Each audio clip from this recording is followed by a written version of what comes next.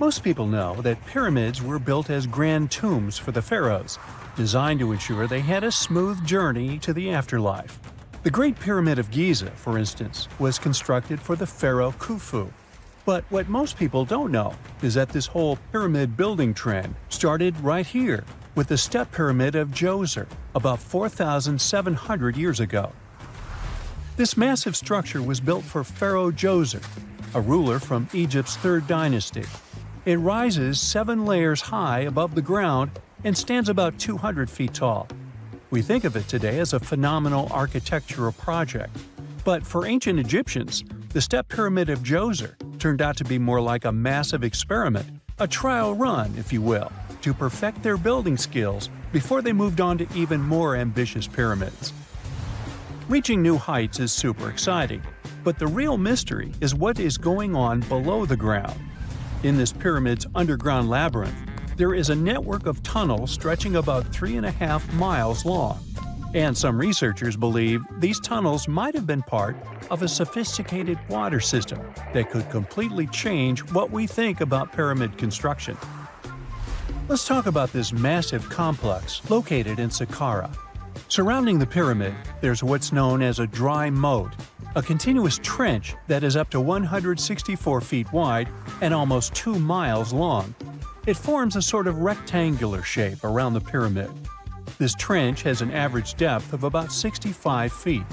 Now, if you were to add up all the earth and rock they dug out to create this moat, it would be about 10 times the volume of the step pyramid itself. For the longest time, people just assumed this trench was nothing more than a huge quarry, a place where they dug up stone and clay to build the step pyramid. Makes sense, right?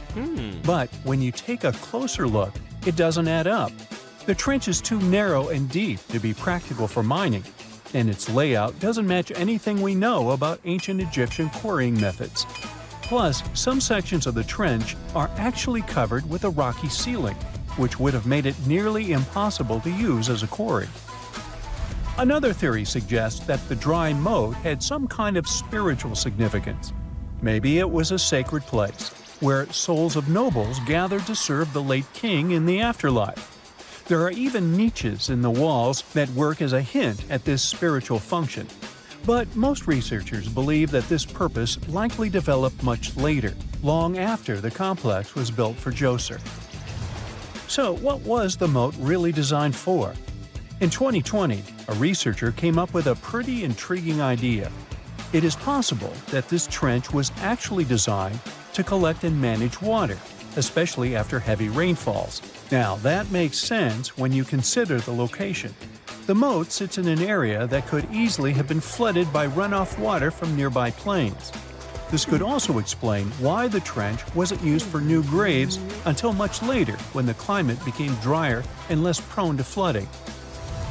The story becomes even more intriguing, as this trench appears to be part of a larger, more complex hydraulic system within the Djoser complex.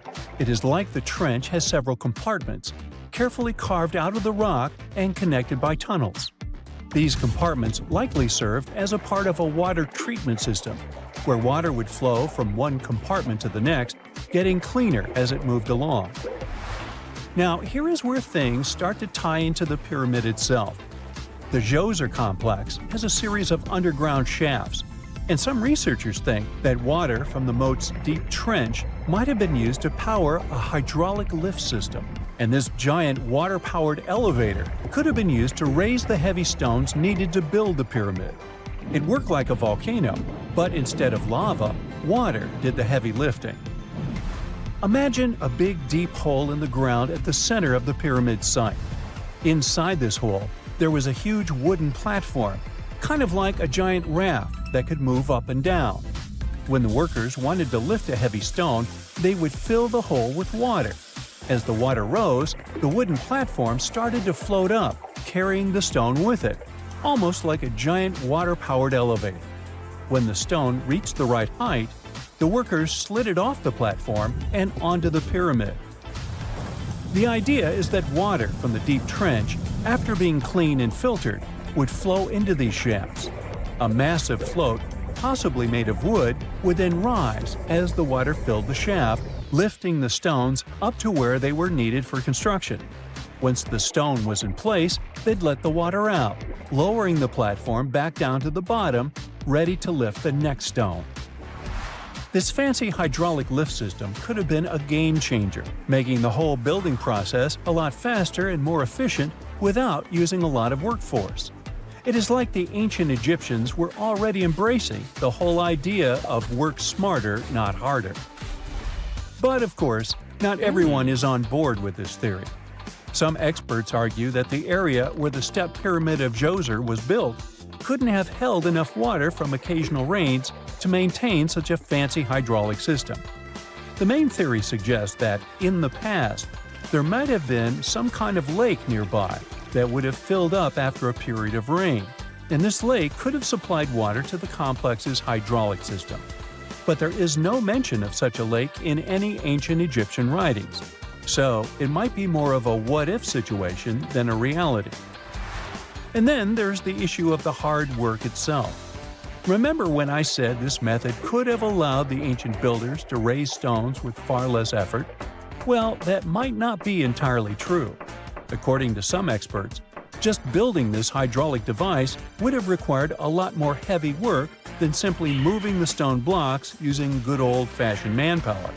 And let's not forget, the step pyramid of Djoser is like a baby pyramid compared to those that came later.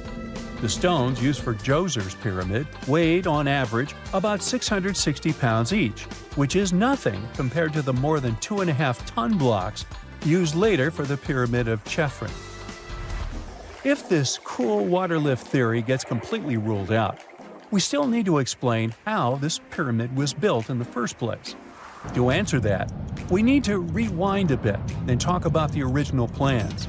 See, before Djoser's tomb became a pyramid, the idea was to construct a simple mastaba.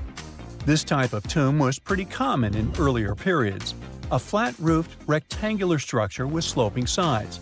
But after the original mastaba was finished, they decided to expand it a bit by adding more layers on top. And then they added even more layers, until the construction reached 6 distinctive steps, each one smaller than the previous. And they probably did all this by raising those heavy stones using ramps, not a water-powered elevator. There is still so much we don't know about the step pyramid of Djoser. More research is definitely needed to fully understand how this system worked, or if it even existed at all. But the idea of using water to help build the pyramid adds a whole new layer to our understanding of ancient Egyptian engineering. It's a powerful reminder of just how clever and resourceful those builders were, using the natural landscape and the power of water to create one of the most iconic monuments in history. 2 centuries ago, a 31-year-old Frenchman stormed into his brother's office in Paris. He had only one thing to share. "I've got it!" The man was so excited that he immediately collapsed. He spent the next 5 days in bed recovering his health. Who was this mysterious person, and why was he so thrilled? Jean-François Champollion made one of the greatest scientific breakthroughs in human history. He had cracked the code of Egyptian hieroglyphs. This enabled scientists to finally unravel the secrets of this ancient civilization. They weren't able to read hieroglyphs for nearly 2,000 years. After the Romans took over Egypt, the intricate writing system slowly faded away from people's minds. The last of the hieroglyphic texts date back to the 4th century. For thousands of years, Egyptians used images to show their lives. But the knowledge of how to read these pictures was lost to modern science. The story of hieroglyphs began in 3250 before current era. That's when ancient Egyptians developed writing. Their motivation was to better organize the distribution and storage of goods.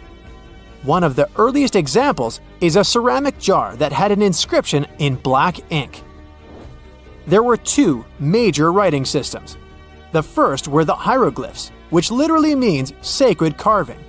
Egyptians carved hieroglyphs in stone on temples, tombs, and similar monuments for 3,000 years. They present a system of pictorial texts. A pictograph is a picture or a drawing that stands for an idea of a word. It's a precursor to the true writing as we have it today. For example, when Egyptians wanted to write ibis, they would draw a small image of the bird. Hieroglyphs can be found on walls. They were a formal way of writing.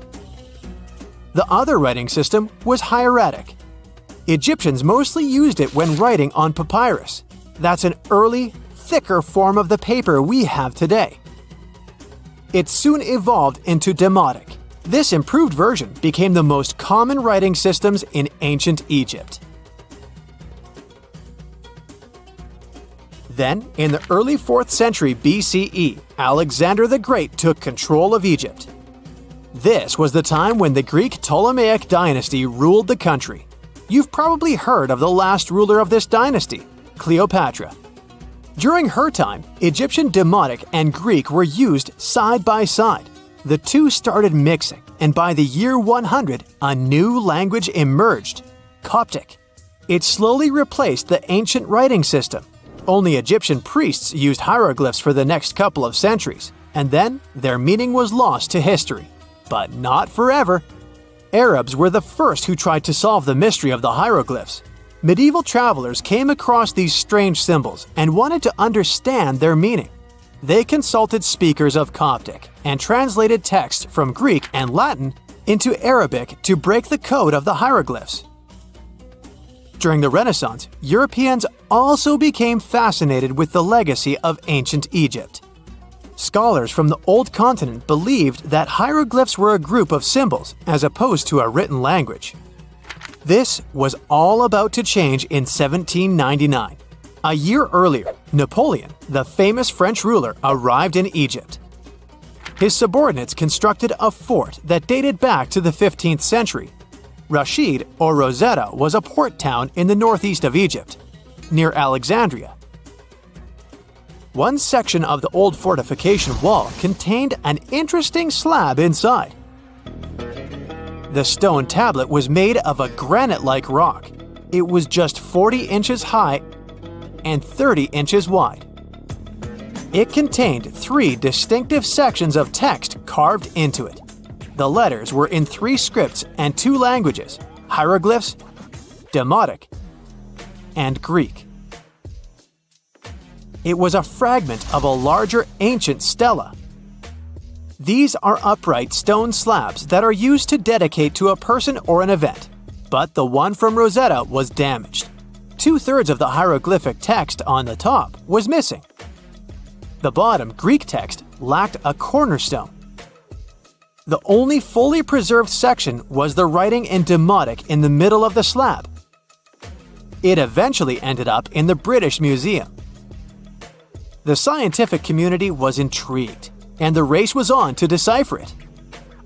Prints and casts of the slab went out all over Europe. Scholars already knew ancient Greek, so in theory, this shouldn't have been so hard.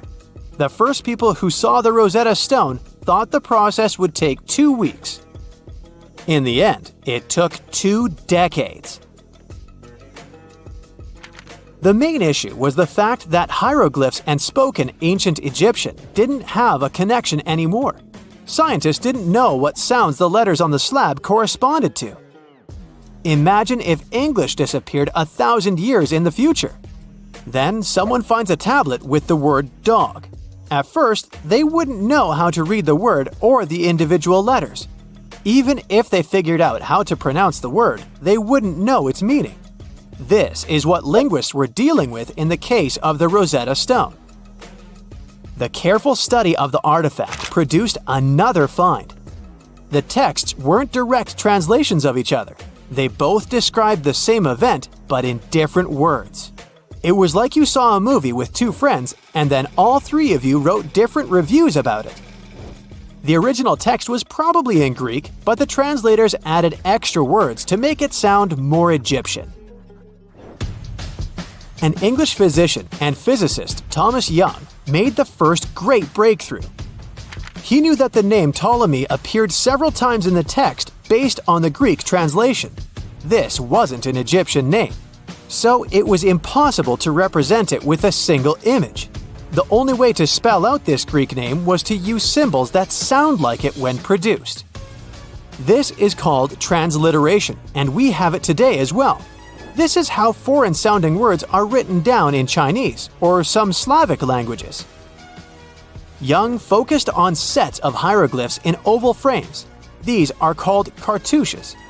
He experimented a bit but finally discovered that one of them read, Ptolemy the Great. The individual hieroglyphs that made up this name corresponded to sounds needed to produce it. This is where our mysterious man from the beginning of the video enters the picture. Champollion picked up where Young left off. He knew Coptic, so the Frenchman was able to determine what many other hieroglyphs sounded like. The eureka moment was close. It came while he was studying a cartouche from a site dedicated to Ramses II. It had 4 symbols. The last 2 were the same.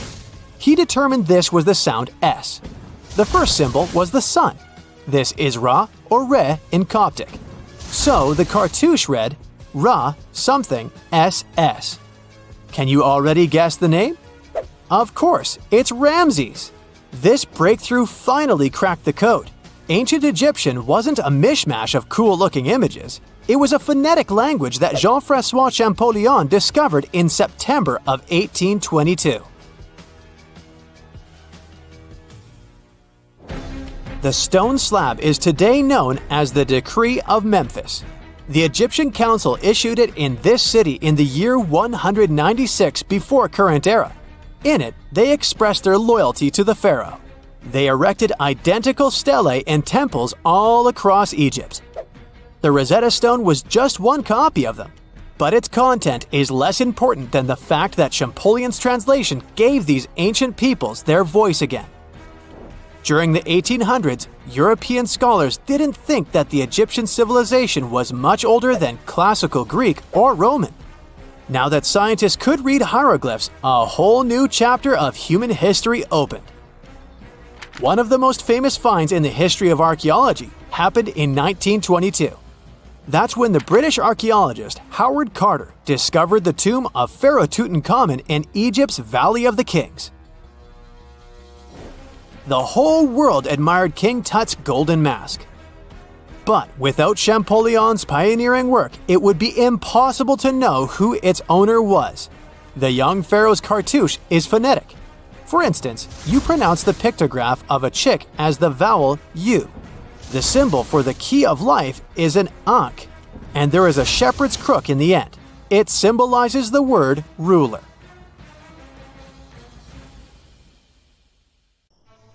There are mysterious plasma bubbles floating around the pyramids of Giza.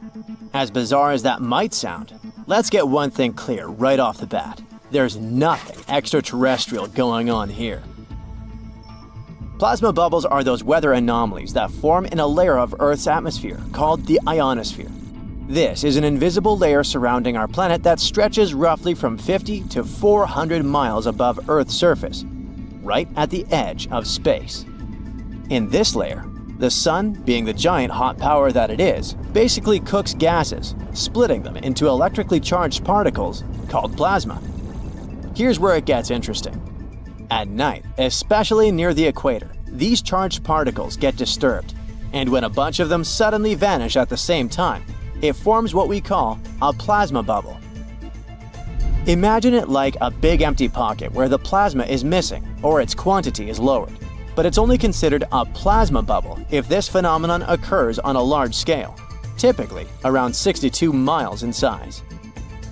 If you're already packing your suitcase for Egypt and have put binoculars to look at the tips of the pyramids, I'm sorry to say that we can't see these plasma bubbles with the unaided eye. It's all happening way above our heads, completely invisible to us. Scientists need to use special equipment, like the Latitude Long-Range Ionosphere Radar, or LARID, to detect these bubbles. This advanced technology helps researchers track and observe the movement and formation of plasma bubbles in real time. This formation, by the way, can be triggered by solar storms. That brings us to November 2023, when an impressive solar storm occurred. On a scale from 1 to 5, this one was classified as a G3, which is considered a strong event. Solar storms occur when sunspots are basically cooler, darker areas on the sun's surface, release bursts of energy into space. These flares triggered several geomagnetic storms on Earth. While this might sound like doomsday stuff, it didn't disrupt our daily lives too much. In fact, it was great news for skywatchers, since the solar storm created stunning auroras, with the northern lights visible as far south as Greece and Turkey. But this particular storm in 2023 also had another interesting consequence. It caused the largest plasma bubble ever recorded by the Chinese radar.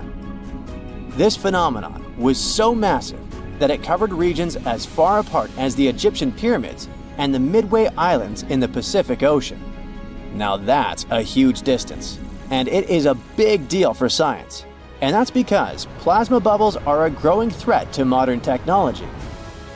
Experts say they can disrupt satellite communications and GPS systems. So if you're using Google Maps or Waze and suddenly it can't figure out where you are, a plasma bubble might be to blame. Great. We now know what's going on with those bubbles, detected above the pyramids of Giza.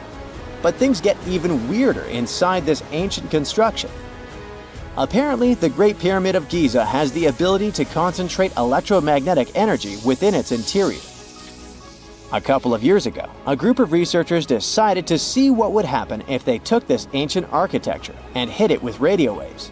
I mean, waves that are similar to the kind your phone uses, but on a much larger scale, up to 1,900 feet long. But since they couldn't just start blasting radio waves at the actual pyramid, they did the next best thing: computer modeling. Using these simulations, the researchers discovered something incredible. The Great Pyramid can actually concentrate electromagnetic energy within its internal chambers, as well as underneath its base, where an unfinished chamber is located. By concentrate, I mean something like trap it. For example, when you shout into a cave, you hear your voice echo back, right? The sound waves don't just disappear, they bounce around and get focused. Similarly, when radio waves hit the pyramid, they don't just pass through or around it. Instead, they get absorbed, bounce around, and focus inside and underneath the pyramid.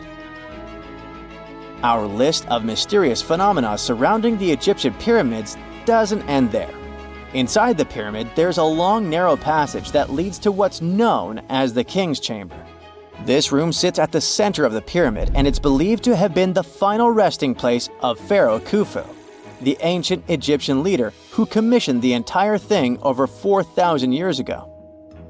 When visitors step into the King's Chamber, two things normally strike them: the room's incredible acoustics and its heavy, imposing structure, which is entirely lined with red granite. Recently, scientists have started to connect these two facts.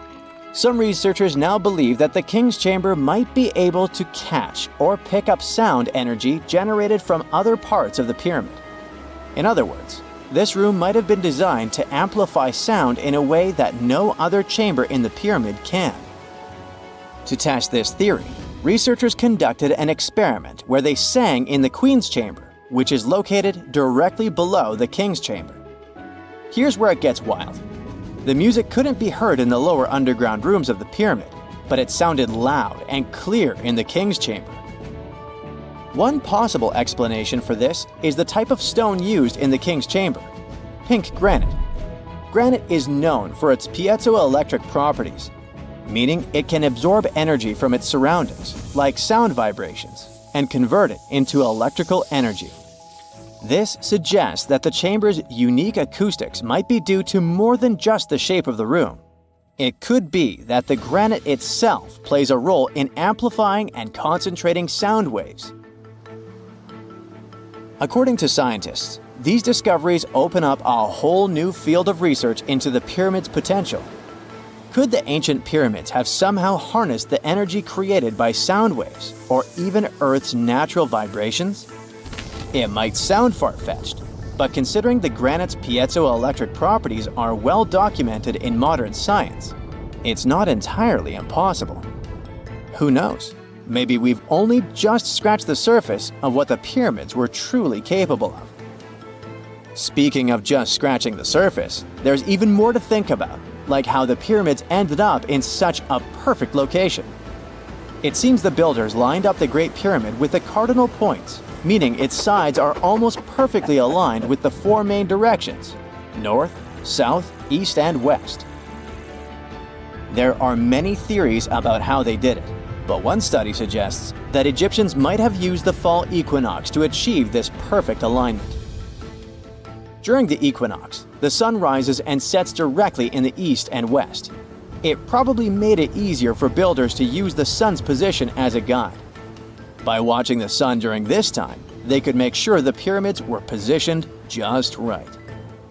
If we think about all these strange things about the pyramids, I mean their perfect alignment, the ability to concentrate radio waves, and the materials used in the chambers that might generate electrical energy, could the real purpose of the pyramids actually be much more complex than just being tombs?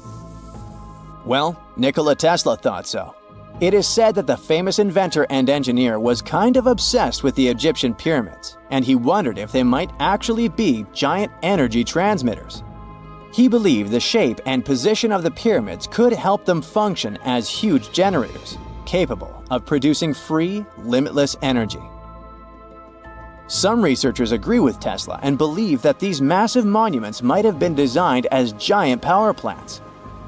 According to their theory, builders could have figured out how to move ions, those electrically charged particles in the atmosphere, by placing materials like copper, gold, and silver around the pyramids.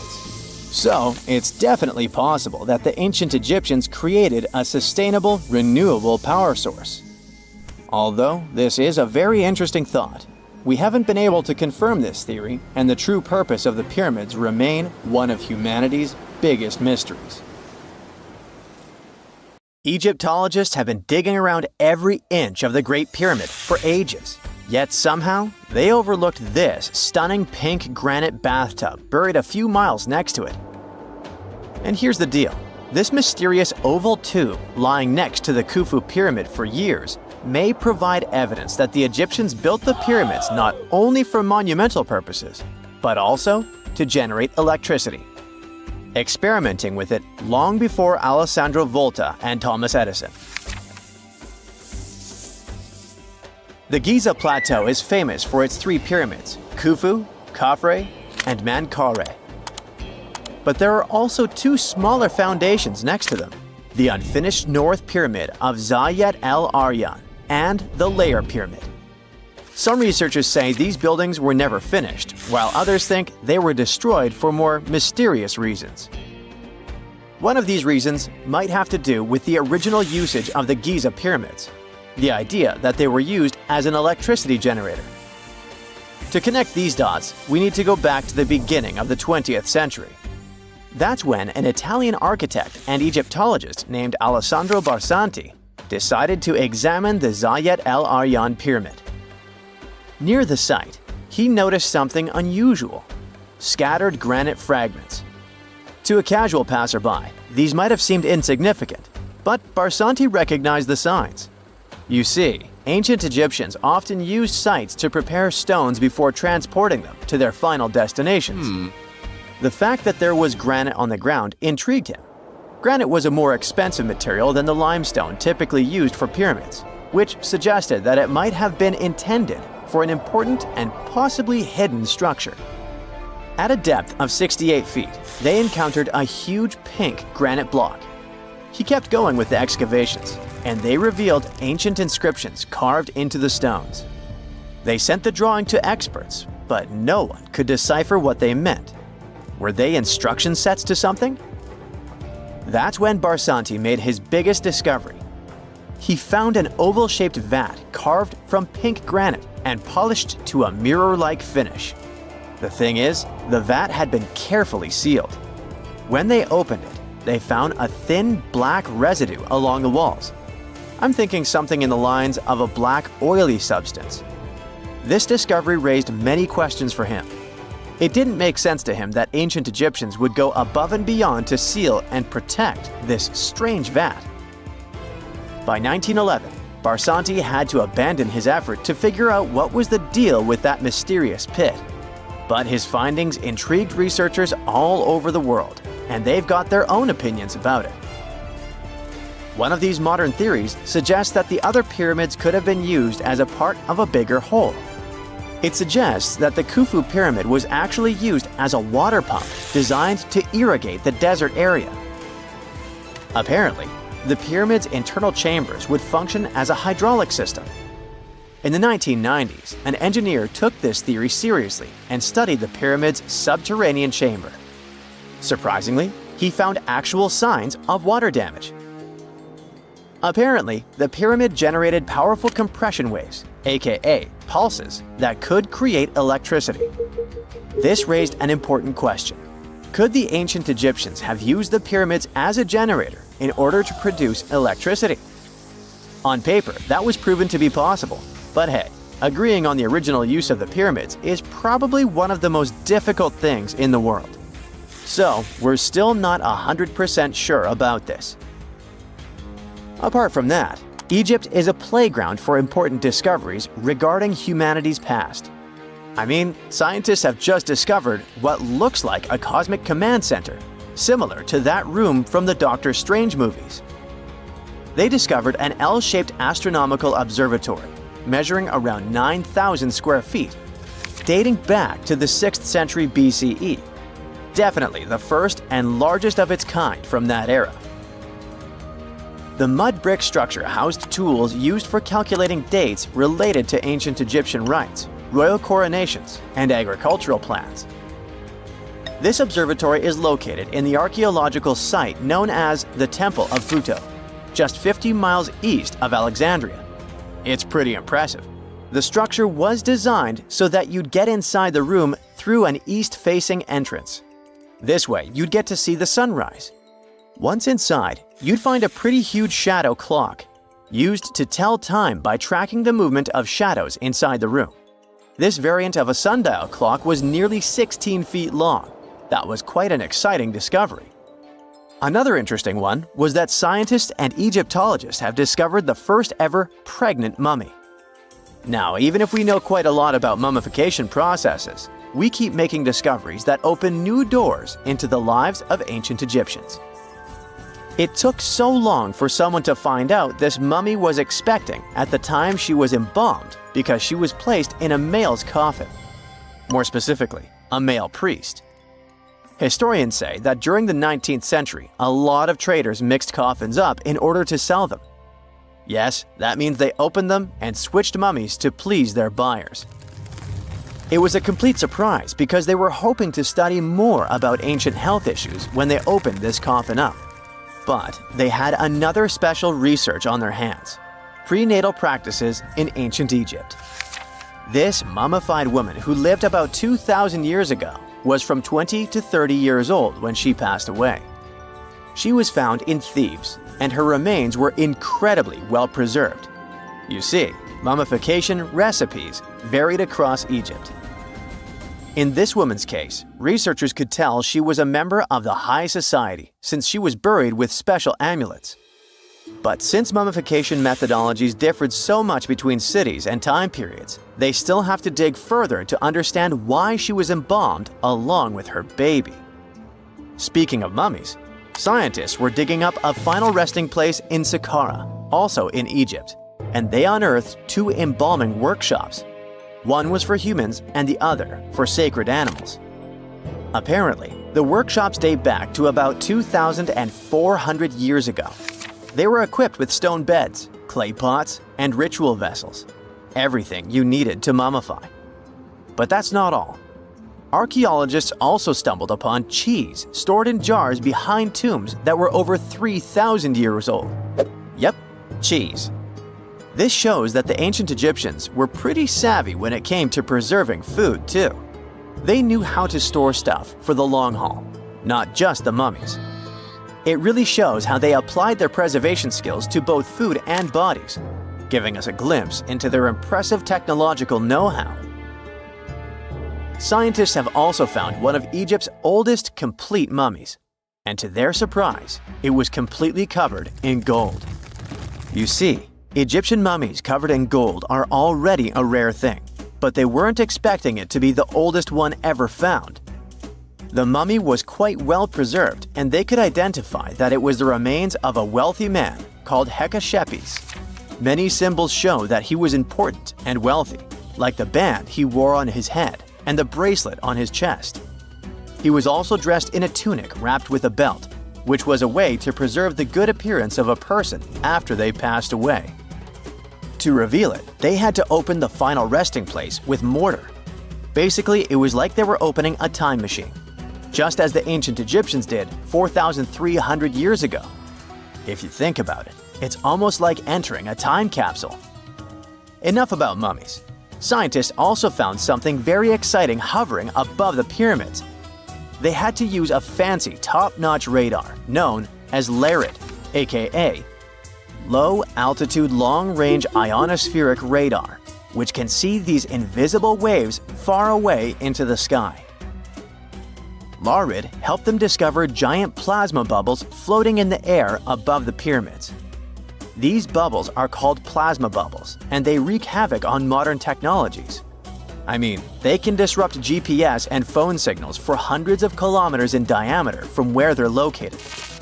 These bubbles are massive, sometimes as big as cities, and they're caused by the sudden depletion of charged particles in the ionosphere. So, instead of spreading out evenly throughout the ionosphere, they stick together in this wave-like form. This was a pretty important discovery because it can help scientists understand how to prevent these waves from messing with our technology. Imagine working 7 days a week on a large-scale construction site. You, along with thousands of others, carry millions of stone blocks and put them on top of each other according to a complex system. You work without modern construction equipment. You have no air conditioning or constant access to water. It's so hot outside that you can fry eggs on the road. You've been building the pyramid for decades, and now, when it's finally done, you enjoy the result of the colossal work of thousands of people. You're looking at a giant cultural monument of global value that will freeze in time and amaze people for tens of thousands of years. A few thousand years have passed. People in the 21st century see the pyramids and are like, wow, I can't believe humans have built this. Yeah, the people who built the pyramids wouldn't have appreciated such a theory. But actually, there are reasons to believe that people built it using some fantastic technology. From the outside, it seems the Great Pyramids are just big triangles of stone. People just put some heavy blocks on top of each other, and that's it. In fact, the design seems too perfect to be true. The pyramid consists of more than 2 million blocks. They lay so close to each other and are so even that you couldn't squeeze even a thin sheet of paper between them. Scientists still can't figure out the exact technology for building the Egyptian pyramids. One of the biggest and most famous is the Great Pyramid of Giza. This huge construction, well known all over the world, has one big secret. There should be a capstone on top of the pyramid. It's a triangular-shaped stone block, a small pyramid on top of a huge one. It's also called a pyramidion. The builders of ancient Egypt made it out of granite and limestone and covered it with gold. No records or old drawings prove that there was a pyramidion at the top of the Great Pyramid of Giza. But there's another ancient Egyptian structure with such a triangle, the Red Pyramid. It was built before the Great One, and its capstone has survived to this day. Archaeologists have found and reconstructed it. But where could the capstone of the Great Pyramid be? It's a mystery that still has no answer. Some are sure that some thieves have stolen it from the top. Maybe they just climbed up and pushed the pyramidion down. It makes perfect sense. The capstone was probably the most valuable element of the pyramid. Many scientists and archaeologists still don't know its exact purpose. Some believe that this peak covered with gold glorified the pharaohs. The capstone reflected moonlight at night and illuminated the entire space around it. During the day, the capstone reflected sunlight with its shiny surface. You could have noticed it from afar. The top of the pyramid was a kind of guiding star for lost travelers. All other stone blocks of the pyramid consist of limestone. People polished them to make them look shiny. In the past, they were even glowing and reflected light. You could see glowing pyramids from space, although they looked like tiny lights. Over thousands of years, winds, sandstorms, and rains have changed the pyramid's appearance. If people had taken care of them all this time, they would have looked like something out of science fiction movies, or the pyramids from Las Vegas. But unfortunately, we will never see their original appearance.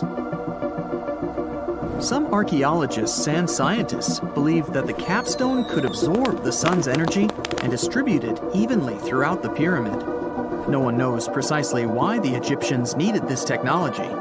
There's a theory the pyramids are ancient energy systems. The pharaohs applied this energy to use some unique technologies that were more advanced than all the achievements of the 21st century.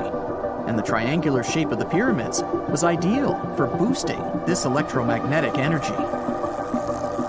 In theory, solar radiation, or electromagnetic forces, accumulated at the top of the pyramid, filled the inner rooms, and then went down the walls to the base.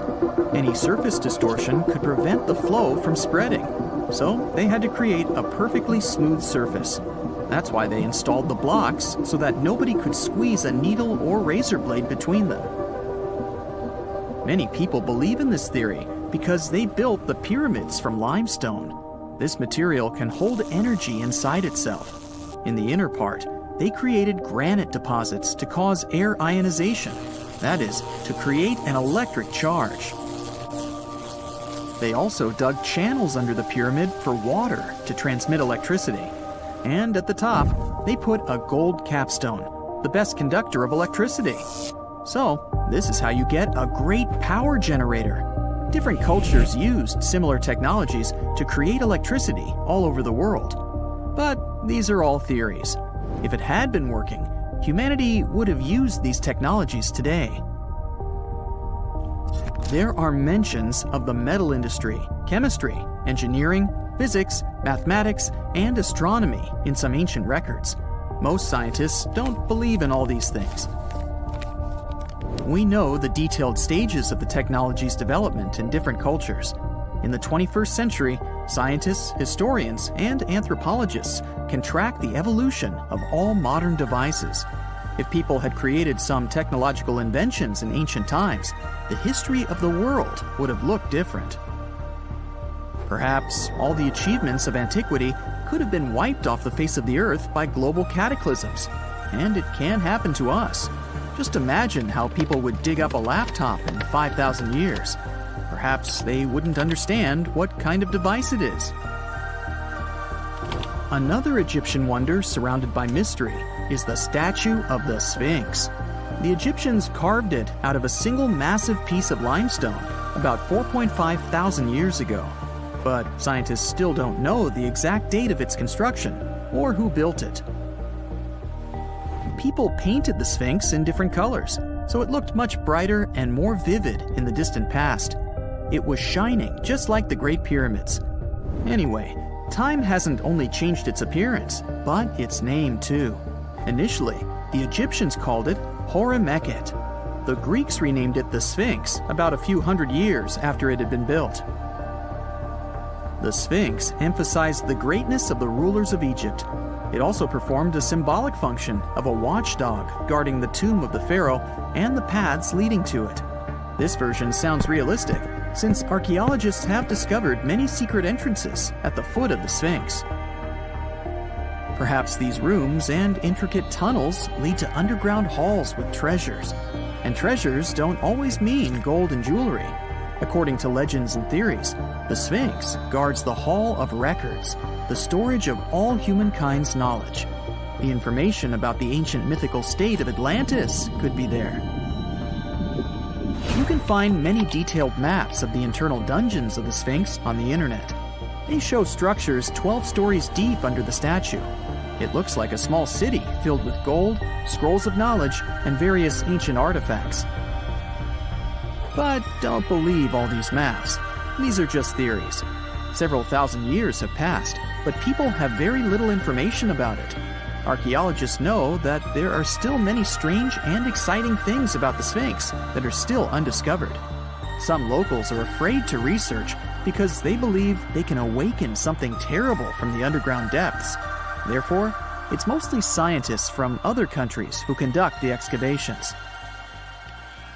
In 1998, scientists discovered strange tunnels leading to empty rooms under the Sphinx. They realized that some people tried to get there through tunnels in the past, and maybe those people took all the treasures that were there. One of the legends says that some powerful artifact lays beneath the Sphinx. Its technology can change the whole world, but the locals are hiding it because it can damage the planet. Some believe that you can find evidence of unknown technologies painted on the granite walls in the pharaoh's tombs.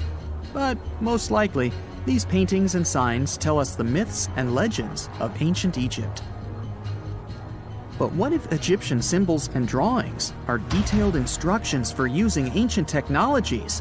What if the locals that lived at that time thought, people in the future won't be able to get energy themselves.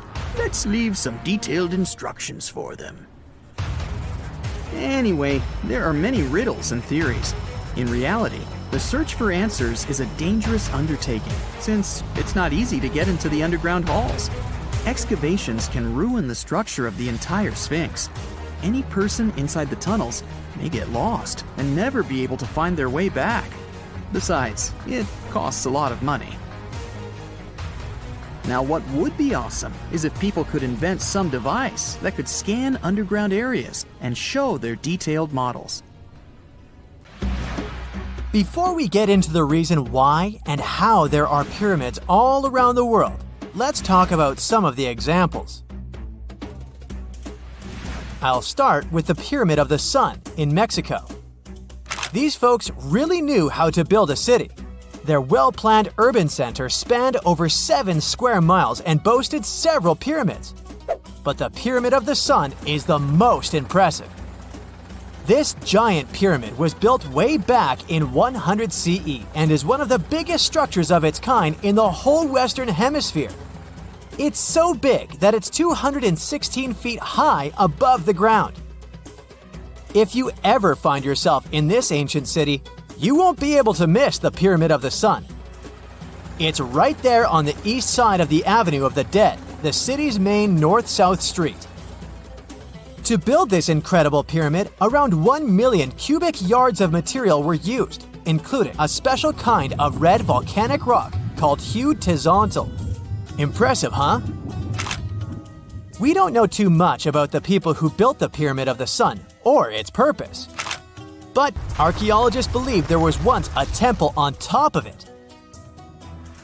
When explorers went below the pyramid in the 1970s, they found a bunch of cool tunnels and chambers. In 2011, they even found a secret stash of clay pots, obsidian pieces, animal bones, human figurines, and a mask. Who knows what other secrets the pyramid is hiding? If you decide to see this one, you must climb the pyramid using the 248 uneven steps on the west side. Watch your step. Sudan got some pyramids too. Nubian pyramids aren't as big as the ones in Egypt, but they still got around 200 of them. These ancient pyramids have been home to the tombs of the pharaohs of the Meroitic Kingdom for almost 1,000 years, who ruled Egypt from Nubia to the Mediterranean Sea. The pyramids at Meroe were constructed using granite and reddish sandstone. Oh, and did you know that Sudan has more ancient pyramids than Egypt? The Kushite pyramids depict the indigenous architecture and burial traditions of Nubia's Napata and Meroe kingdoms, which ancient Egypt influenced. Meroe, the burial site of over 40 queens and kings, is the most extensive Nubian pyramid site. The tomb walls depict mummified royals bedecked in jewelry, their wooden caskets containing bows, quivers of arrows, and other artifacts pointing to the Meroitic relationship and trade with Egyptian and Greek civilizations. So if you're looking for some ancient tombs to explore, you may consider skipping the crowds in Egypt and heading on down to Sudan. Let's fly to Iraq to see some more pyramids. Ziggurats have fancy receding layers and tiered temples. Instead of a smooth exterior, it has tiers like a cake. Perfect for all the important work and rituals that went on inside. You can find these towering structures scattered throughout Iraq and Iran, and they're a real testament to the power and skills of the people who built them. One of the biggest and most impressive ziggurats is the ziggurat at Ur. It's basically a giant rectangular pyramid that stands a whopping 70 to 100 feet tall, with 3 levels of terraces and a temple on top. Can you imagine how many baked bricks it took to build that thing? Try 720,000 for just the lower portion. This particular ziggurat was built for Sumerian king Ur-Nammu. Similar to other ones, this pyramid has been around for thousands of years, so it got a little rough around the edges. Thankfully, the Babylonian king Nebuchadnezzar II and some archaeologists came to the rescue in the 6th and 20th centuries respectively, and now you can find this near Talil Air Base. The ziggurat at Ur was built in 2100 BCE by King Ur-Nammu for the moon deity Nana. It was the tallest building in the city, and you could see it from miles around. It was like the medieval cathedral spire of its day. People would come here to bring their agricultural surplus and get their food allotments and seek spiritual nourishment. Sadly, the Nana temple at the top of the ziggurat didn't survive, but we do have some blue glazed bricks that may have been part of its decoration.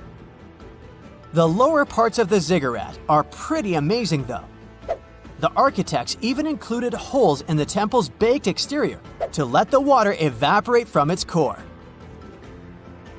Since we explored some of the pyramids on our planet, let's take a broader perspective. They can be found in many parts of the world.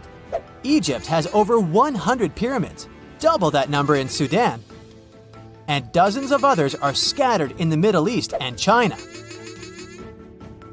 The Americas have the most pyramids in total, with more pyramids than the rest of the world combined. These pyramids are located in Mexico, Guatemala, Honduras, and El Salvador. Time to know more about the evolution of pyramids through history. The oldest pyramid is in Egypt. This pyramid was a step pyramid, which was created by placing one layer of stone on top of another. The pharaoh Sneferu is credited with creating the pyramid shape we recognize today. During his 45-year reign, he built 3 pyramids. His first 2 attempts failed, but he finally got it right with the Red Pyramid, which is considered the first true pyramid. It was Sneferu's son, Khufu, who built the Great Pyramid of Giza, which was the tallest human-made structure on Earth for almost 4,000 years. Latin American pyramids are similar to early Egyptian step pyramids, but they were built independently, with no knowledge of each other. The pyramids in Sudan were built around 700 BCE and are tall, but much narrower than those in Egypt.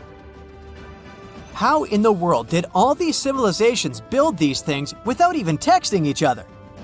After all, the Aztecs, Mayans, and ancient Egyptians were about as different as possible. But despite their cultural differences, they all seem to agree on one thing. Pyramids were pretty cool.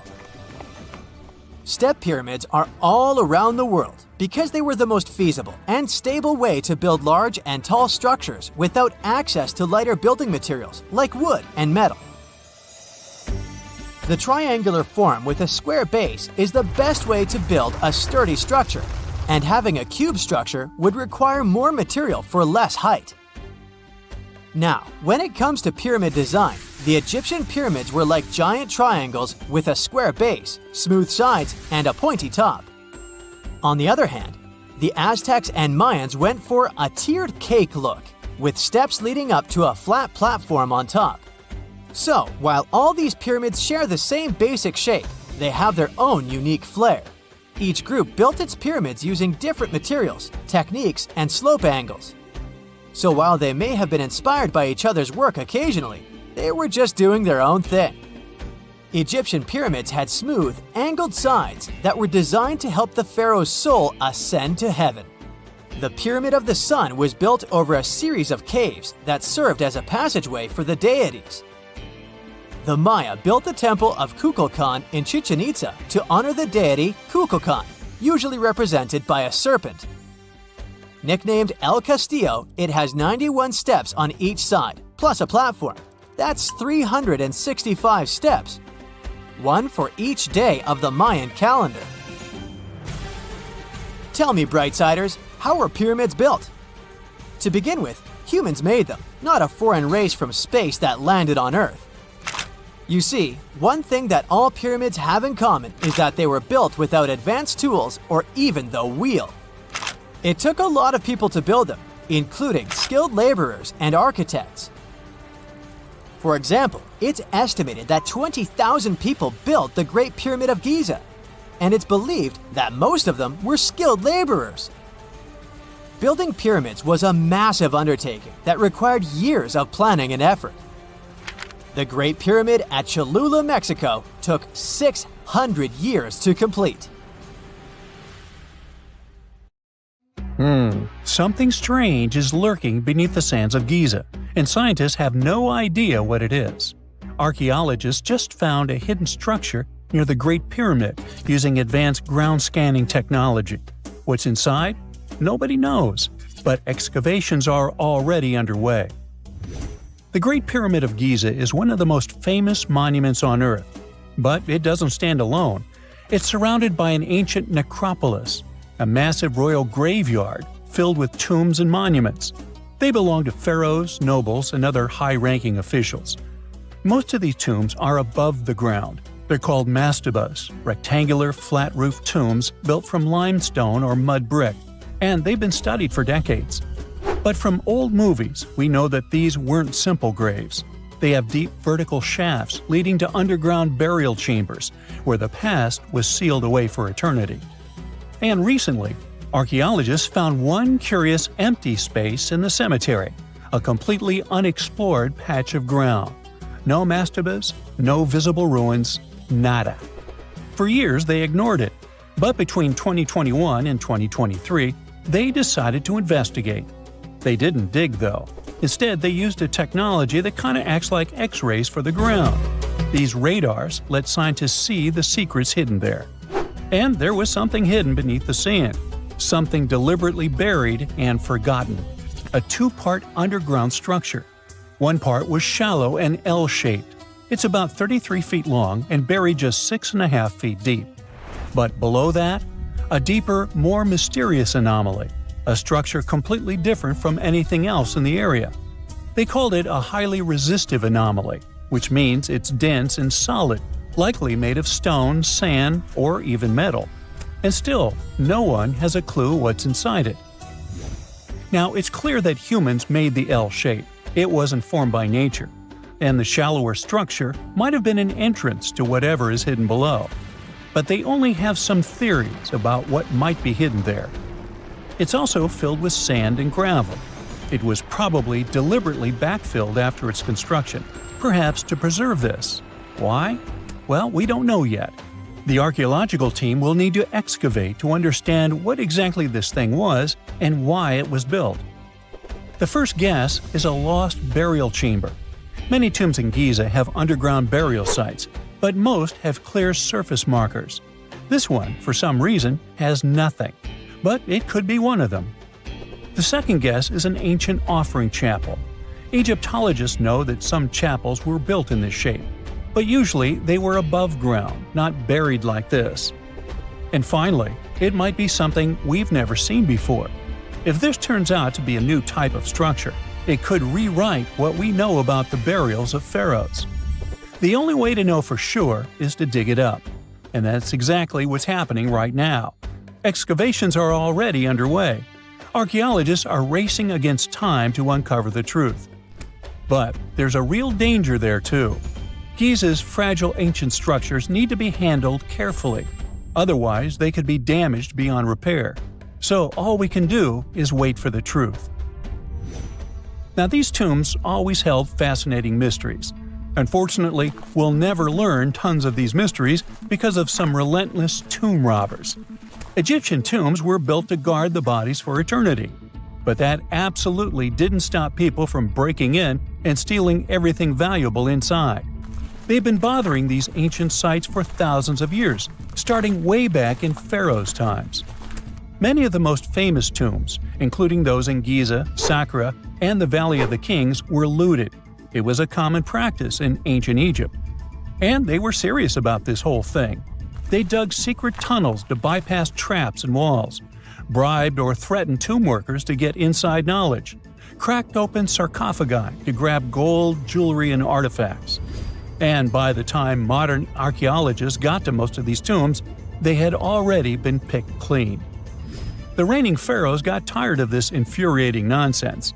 The Valley of the Kings, the famous burial ground of Egyptian royalty, was supposed to be the ultimate safe zone. Tombs were built deep underground, hidden in the desert. Passages were sealed with giant stone blocks. False doors and traps were added to confuse thieves.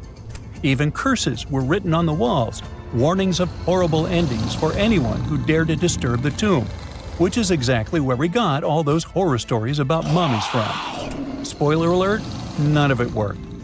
Most tombs in the Valley of the Kings were fully robbed within 100 years of being sealed. Even King Tutankhamun's tomb, one of the most famous in history, was broken into twice in ancient times. Some of them decided to try and fight back. The New Kingdom rulers built hidden unmarked tombs in a way that should have prevented the looters from finding them, but didn't work.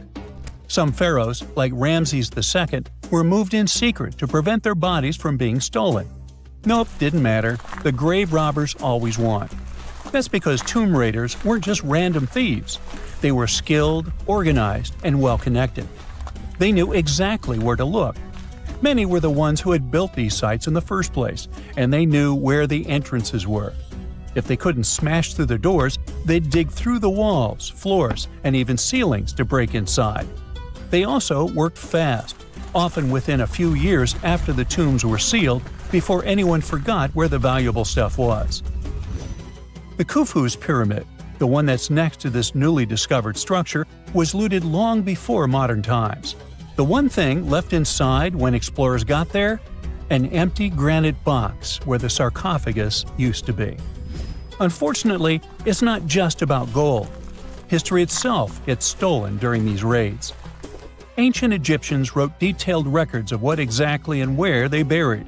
So when archaeologists compare these lists to what's found, they can see what's missing, which is often everything valuable. Most artifacts don't end up in museums. They just disappear into private collections, where they can never be studied again. Which is, of course, completely unfair. In fact, a few countries have had enough and started passing laws to take historical artifacts back from private collectors. In Italy, if you own an ancient Roman artifact, you must prove you got it legally. China is actively hunting down stolen artifacts, and they must find ways to retrieve it back from the Western collectors. In Egypt, they passed new laws making it illegal for private citizens to own any ancient Egyptian artifacts at all.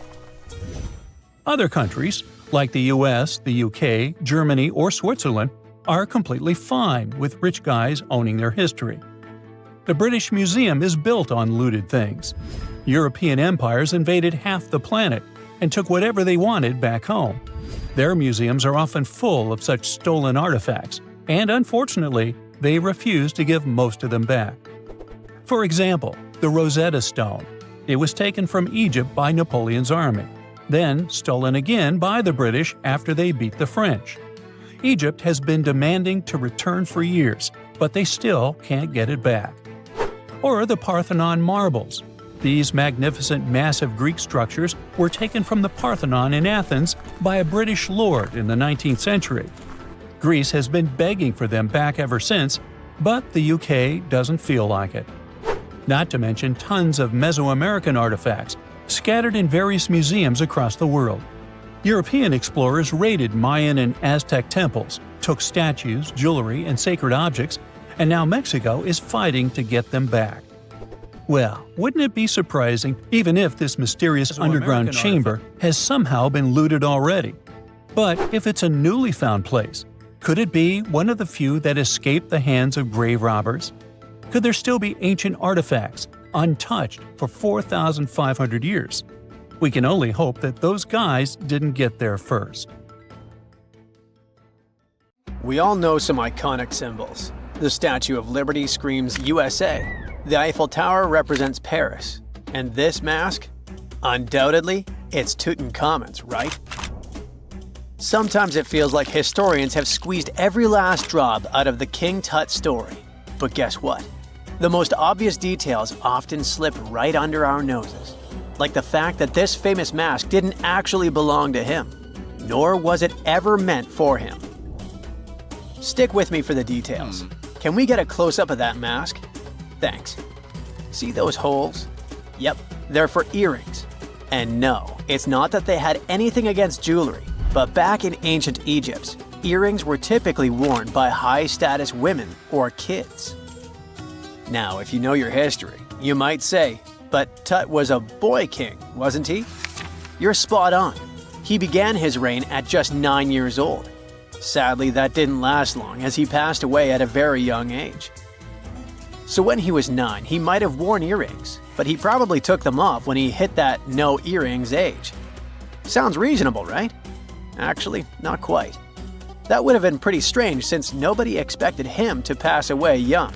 Certainly not at 9. So no one was preparing a kid's mask for a burial. It's this untimely demise that suggests the mask used was simply the best option available when Tut passed away. There are more clues pointing to the idea that the mask was found in a hurry. Let's think about this. Even though Tut was mummified and his body could wait a bit, his loved ones wanted him to reach the afterlife ASAP. Some experts even believe the paint in the tomb was still wet when it was sealed. But look at his mask. It's a masterpiece. There's no way it was made in a rush. It's way more elaborate than other simpler cartonnage pieces. The renowned mask of King Tut stands 21 inches tall, adorned with precious stones, and features a golden beard that weighs 5.5 pounds, making the entire mask 22.5 pounds. Okay, I'm a bit confused here. So it seems like it was probably a kid's mask, but it had a beard? I've never seen a 9-year-old with a goatee, and I'm guessing you haven't either. Just think about it. A grown man's face compared to a kid's face. Fun fact for you, our faces pretty much stopped growing at the age of 16, so by 19, Tut would have definitely had the face of an adult man. Can you imagine trying to fit a relatively small kid's mask on a grown man? That would have been super embarrassing, and no one would have let that happen. Right, let's dismiss the kid's theory. Now, the second option, if you remember, is that the mask could have originally belonged to a woman. This is where the beard theory comes into play.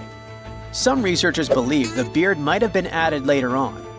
Here's another twist. What if the mask was actually made for Nefertiti herself, who ended up maskless? In this case, there are two discoveries. Two birds with one stone. For now, it sounds like a conspiracy theory, I know. But let's give it a shot and delve deeper into the details. So, Tut passed away in around 1323 BCE, probably due to malaria. He had other health issues too, like when he broke his leg, and records suggest he wasn't in the best shape.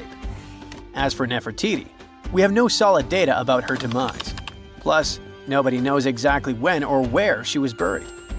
The supposed year when she passed away is around 1330 BCE, but she could have lived longer, and the mask was intended and prepared for her. Or maybe they just took her mask right from the burial chamber. After all, they were family. Well, sort of. She was said to be his stepmom, having been married to Akhenaten, who was likely Tut's father. But this is not 100% accurate. Some scientists doubt it. Ah, these ancient Egyptian families. It's hard to keep track of who's who. I know, you're not yet convinced that Tut wore a lady's mask. Let me share one more theory with you. Meet Howard Carter, the enthusiastic archaeologist who discovered Tutankhamun's tomb. It was located in the Valley of Kings outside Luxor, and, to everyone's surprise, was nearly intact. When he entered, he noticed something odd. This didn't feel like a pharaoh's burial chamber. It was classy and all, but it had a vibe that suggested it was made for a woman. Typically, Egyptian pharaohs had larger tombs that suited them better, and even more strangely, it was oriented to the right of the entrance. This didn't add up. That orientation was typical for female chambers, which Egyptian queens used. Another red flag was that the chamber appeared to have been built in stages, and all the artifacts, around 2,000 of them, seemed hastily placed there. Even more curious, they looked like they were meant for other royals. Carter discovered this burial site in 1922, but it remained a mystery as to why it was so bizarre. Almost a century later, Nicholas Reeves thought he may have solved the puzzle. He claimed that King Tut might not have been the original resident of the tomb. Instead, he suggested that the undisturbed resting place of the legendary Queen Nefertiti could be hidden behind the walls of the boy king's burial chamber. Nicholas studied high-resolution photos for months, meticulously examining every pixel. One day, he focused on detailed scans that revealed the texture of the tomb's walls beneath layers of paint. He spotted what he believed to be outlines of two doorways that had been blocked and plastered over to hide them from view. The more he looked, the more it seemed real. Could it be a tomb within a tomb? Nicholas theorized there was a hidden storeroom behind the western wall of King Tut's tomb, and his chamber might just be the outermost section of a larger corridor-style network of rooms. It all sounds fancy, but sorry to break it to you, Reeves' theory was debunked. To find out if he was onto something, experts had to use ground-penetrating radar to see the unseen. Reeves' idea was that if there were gaps, it could indicate the presence of additional rooms.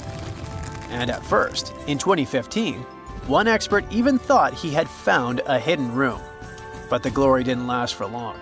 A year later, after double-checking, it turned out there were no hidden doorways. By the way, Nefertiti isn't the only legendary woman from Egypt whose burial site remains a captivating mystery. There's a cool legend about Cleopatra that you might enjoy. It's said that she once declared, "No man will ever find my tomb." Kind of fitting, right? After all, the person who's come closest to uncovering her final resting place is a woman. Fast forward a few millennia after she passed away, and while no man has located it, archaeologist Kathleen Martinez believes she might have cracked the code. She's been on the quest for Cleopatra VII's tomb for nearly 20 years, and recently discovered a bust that she thinks represents the famous queen. However, not everyone is on board with her claim. Some experts argue that the bust doesn't resemble Cleopatra at all. Alongside this intriguing marble statue, Martinez's team also unearthed 337 coins, some of which, less controversially, feature Cleopatra's likeness. But the real part is that it's still not officially confirmed. There's no doubt about the existence of the small bust. It's carved from white marble, fits in one hand, and shows a woman wearing a royal crown, according to a translated statement from the Egyptian Ministry of Tourism and Antiquities. The big question, though, is who it actually depicts. While Martinez insists this statue is a representation of Queen Cleopatra VII, many other archaeologists argue that the facial features don't match, suggesting it likely belongs to a princess instead. Sorry, I can't resist the temptation of breaking the magic for a moment. Some folks believe that the whole idea of "no man will find my tomb" is misunderstood.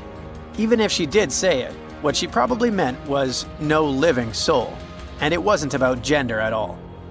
It can as well be just a beautiful legend. Toodaloo! Imagine you were chosen to answer one of history's most important questions. What was the first civilization on Earth?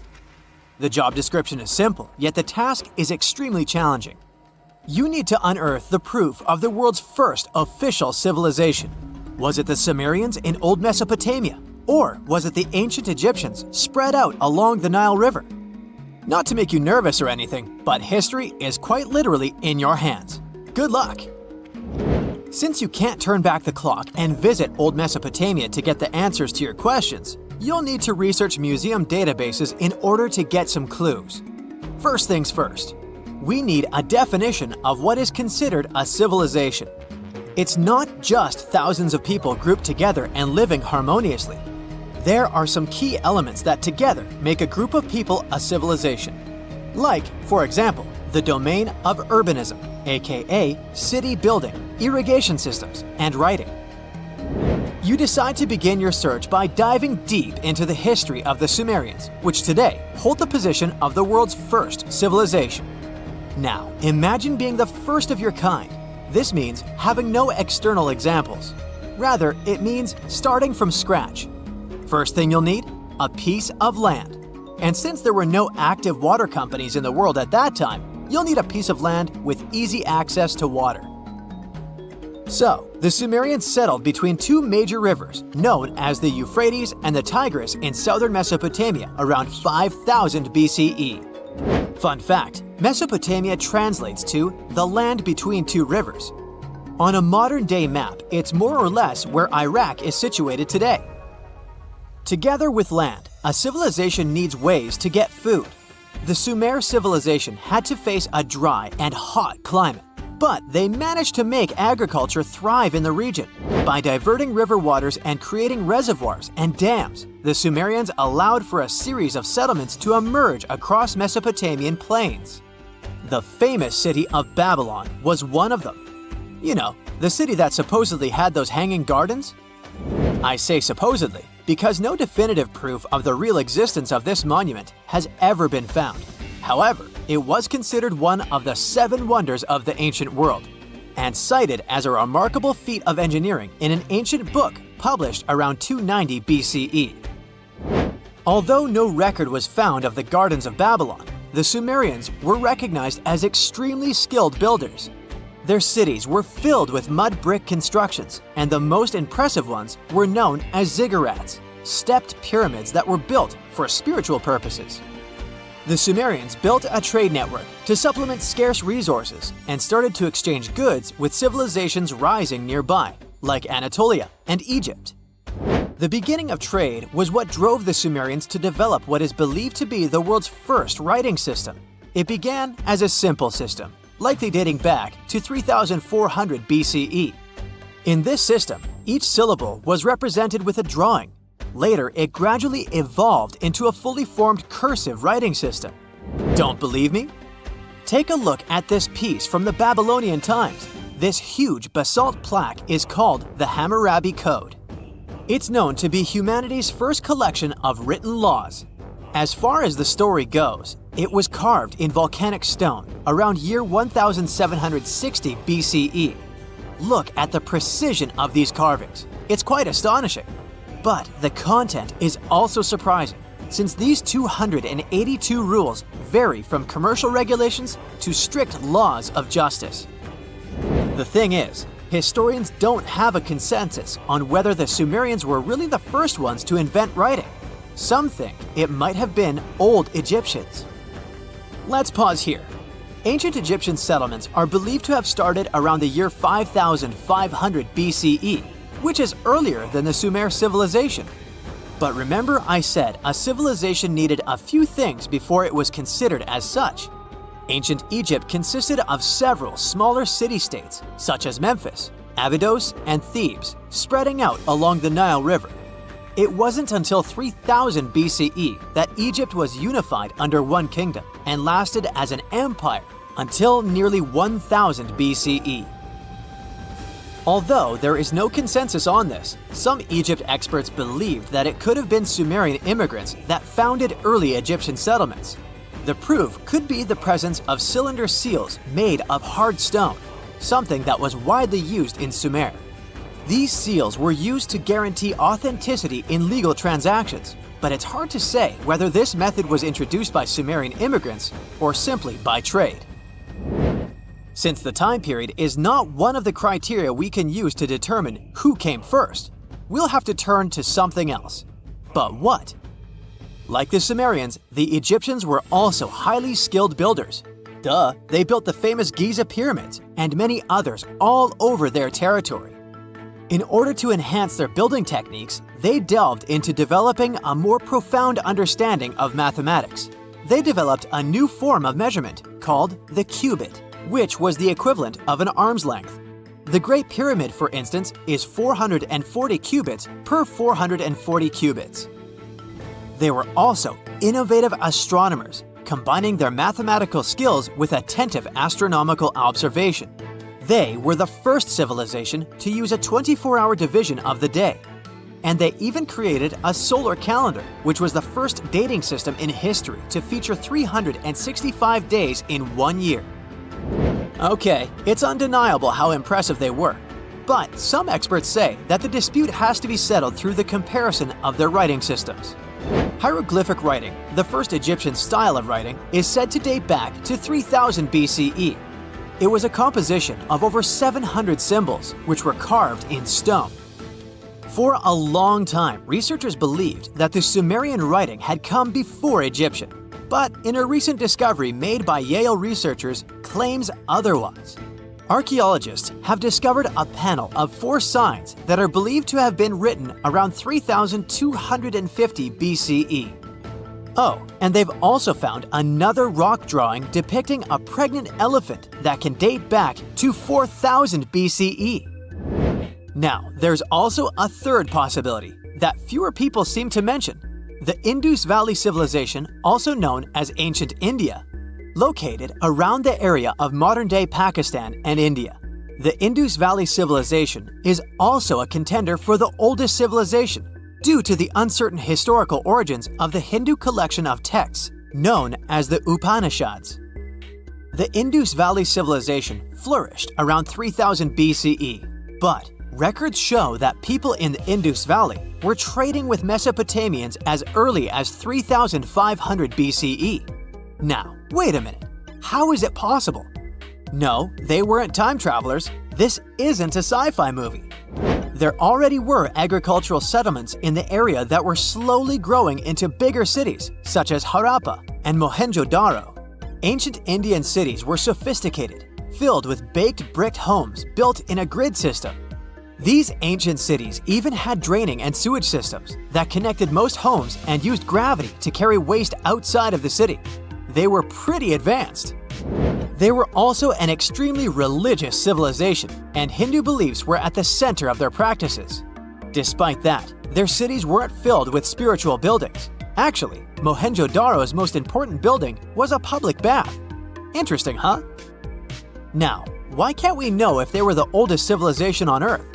Even if some historians suspect that the origins of the Indus Valley people can be traced back to 5000 BCE, there is no concrete evidence of this, only speculation. The best proof we have is the Upanishads. The Upanishads are texts filled with philosophy, mantras, and ceremonies. The thing is, part of Hindu practices included memorizing and passing down the wisdom of the Upanishads in oral form. So it took a while before it appeared as a written script. Well, I'd say historians aren't really sure what was the world's first civilization. We can only guess at this point, but who knows what new discoveries might reveal.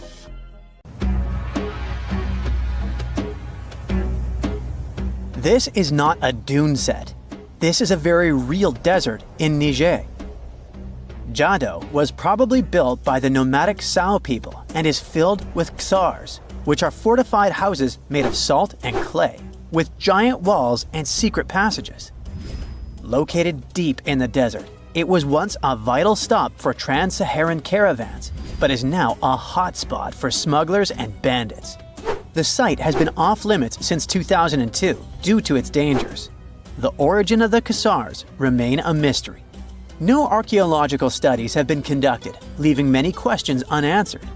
Even today, shifting sands reveal and conceal parts of these ancient ruins, fueling local speculation about what might still be hidden beneath the desert.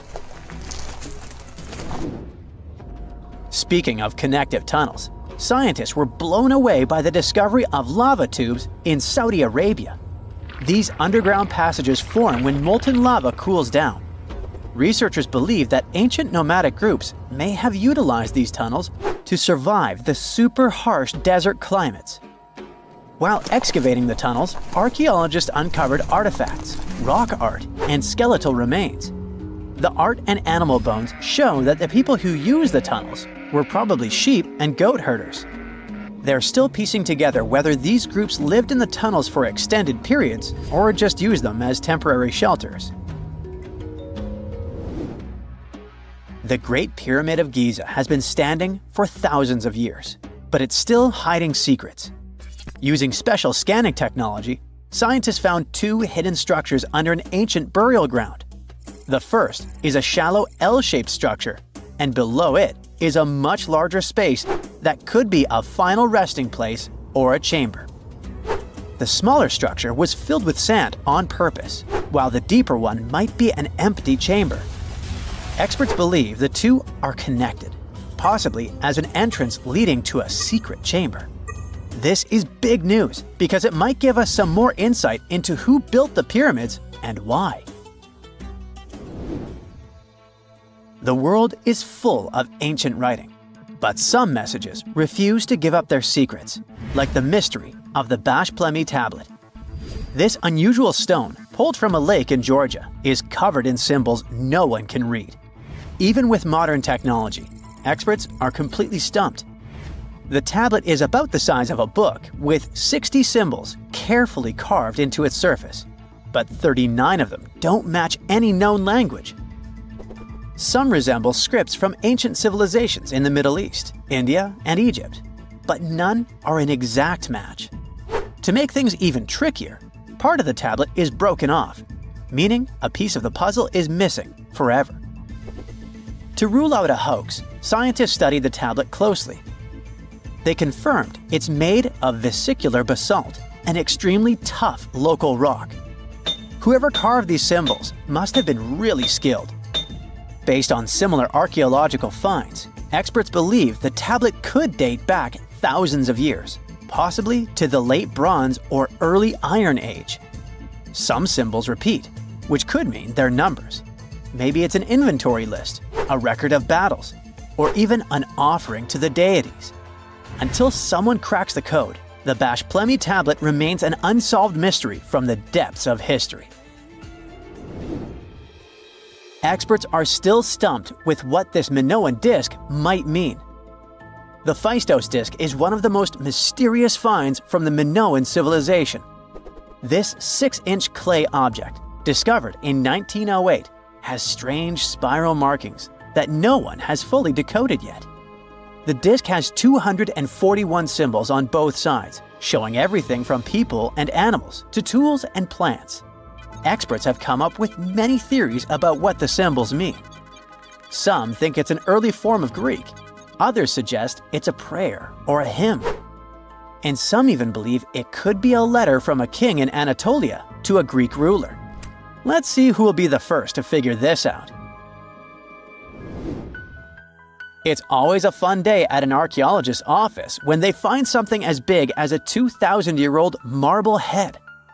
A French archaeologist mission went digging inside an old medieval house near Alexandria in Egypt and found a statue's head depicting an old, possibly ill man. This statue dates from the last Egyptian dynasty before it became part of the Roman Empire, and the site where it was found is associated with the likes of Cleopatra and Mark Antony. For archaeologists, even the smallest finds at this site means a lot. You've heard of Lucy, right? The Australopithecus that was an early ancestor for us humans. Well, scientists found some of her species' footprints somewhere in Tanzania. The so-called Laetoli footprints are over 3 million years old. The trail stretched 88 feet and has about 70 footprints, left behind when a bunch of early humans walked across some wet volcanic ash.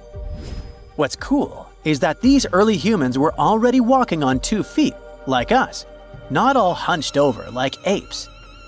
The close spacing of the prints shows they probably had short legs and a shorter stride than we do today. In an ancient Egyptian temple, archaeologists uncovered a shrine unlike any other, a place dedicated to falcons and 2 mysterious deities, One deity had a falcon's head, while the other wore a crown with a sun disk and cow horns. But the most baffling discovery was an inscription that read, "It is improper to boil a head in here." At the heart of the shrine, there are 15 headless falcons carefully arranged on a pedestal, likely as offerings to the falcon-headed deity. One theory suggests the birds were boiled first, perhaps to pluck their feathers, before being placed in the shrine, following the strange rule carved into stone. Archaeologists also found a 13-inch iron harpoon nearby. Its true purpose remains unknown, although the shrine also held remains of fish, mammals, and bird eggs, suggesting that the rituals may have included feasting. And speaking of ancient Egypt, meet Hathor. Scientists named her after the ancient Egyptian deity of motherhood, music, and singing. This wooden statue, housed at the Metropolitan Museum of Art, was thought to be just a beautiful artifact, until a surprising secret was uncovered. Using an X-ray machine, experts found a mechanical operating system inside it, with pulleys and axles connecting her shoulder to her left leg. When activated, the system made her hand raise and lower, an engineering marvel from over 3,000 years ago. The statue was created during Egypt's Middle Kingdom, around 1800 BCE, and is often compared to 19th century automata due to its advanced design. It's believed the statue was used in religious ceremonies, symbolizing Hathor's role in dance and music. An unexpected discovery happened in northern Kuwait, where a Kuwaiti-Polish team uncovered a mysterious 7,500-year-old statue. The statue features an elongated skull, no mouth, narrow eyes, and a flattened nose. This feature is thought to be an Ophidian figurine, named after the Greek word for snake, and it was likely made by the Ubaid culture, a civilization known for their pottery skills. While no one knows exactly what role this weird statue played, it might have been linked to rituals or symbolic practices. Some scientists think these figurines, found in homes or final resting places, were tied to important cultural beliefs. We couldn't mention unresolved mysteries of this world without speaking about these elongated skulls. In the deserts of Peru, researchers uncovered 5 ancient skeletons, 2 with unnaturally elongated skulls. While head shaping was common in many cultures, these skulls defy explanation. Local legends tell tales of the so-called gentiles, a mysterious race banished underground by the powerful deities. Some say this is what the skulls represent. Others think this is some type of genetic anomaly, which was confirmed after finding an infant skull, too large to be artificially shaped. Secant, cosine, tangent, sine, 3.14159. Yeah, that was the cheer we heard coming from the Trigonometry Club back in the day. For the rest of us in math class, terms such as sine, tangent, and pi were just bewildering. Who invented these and why? Was their only purpose to make it harder for students? Well, not quite. Trigonometry was invented by the ancient Egyptians. They needed this knowledge to construct pyramids, and they did a pretty good job too. The Great Pyramid in Giza still stands today, some 4,500 years after it was built. No recalls either. So let's get out of that classroom and on a journey through time to reveal the secrets behind the ancient Egyptians' precision. Here you are, standing on the Great Pyramid's construction site, some 9 miles from Cairo. Well, the city still isn't there, as you're surrounded only by the desert and teams of construction workers. They're transporting large stone blocks weighing 2.5 tons each. They're inside a wooden sled that sits on large rollers. A crew of 8 men rolls these blocks along the ground. You immediately think of the rollers on a supermarket cash register. The principle is exactly the same, but the scale is greater, much greater. Scientists estimate that the Egyptians used 2.3 million such blocks in the Great Pyramid alone. And the block in front of you is one of the lighter ones. The heaviest of them weighed up to 15 tons. But where did all these blocks come from? Most of them originated from quarries around Giza. It's not that impressive, you think, but wait until you hear how ancient engineers transported the granite used in construction over 500 miles to the pyramid. There were no railways or highways back then, but the mighty Nile was always there. Researchers even believe that the Egyptians dug a canal to connect the Nile directly to the pyramid's construction site. All they had to do then was to wait for the flood season to begin, and voila! The rising water levels floated the heavy stone blocks for them. But how did they lift the enormous stones on dry land to stack them up to the top? Did they use oversized cranes? Well, ancient Egyptians worked around this problem, literally speaking.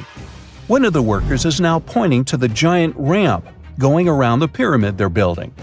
This is how a mountain road zigzags its way to the top. If the ramp went directly to the top of the pyramid, then workers couldn't pull the stone blocks along it. It would be too steep. Scientists have calculated that 8% could be the maximum incline. So ancient Egyptians just extended the ramp around the pyramid. Again, these are all theories, as the ramp could have been inside the pyramid, as some researchers suggest. The exact building method is still a mystery, guarded by the Sphinx. That's its real name, right? Wrong. As the Great Sphinx is just the statue's alias. You know, the name writers take when they want to hide their true identity, or a singer's stage name.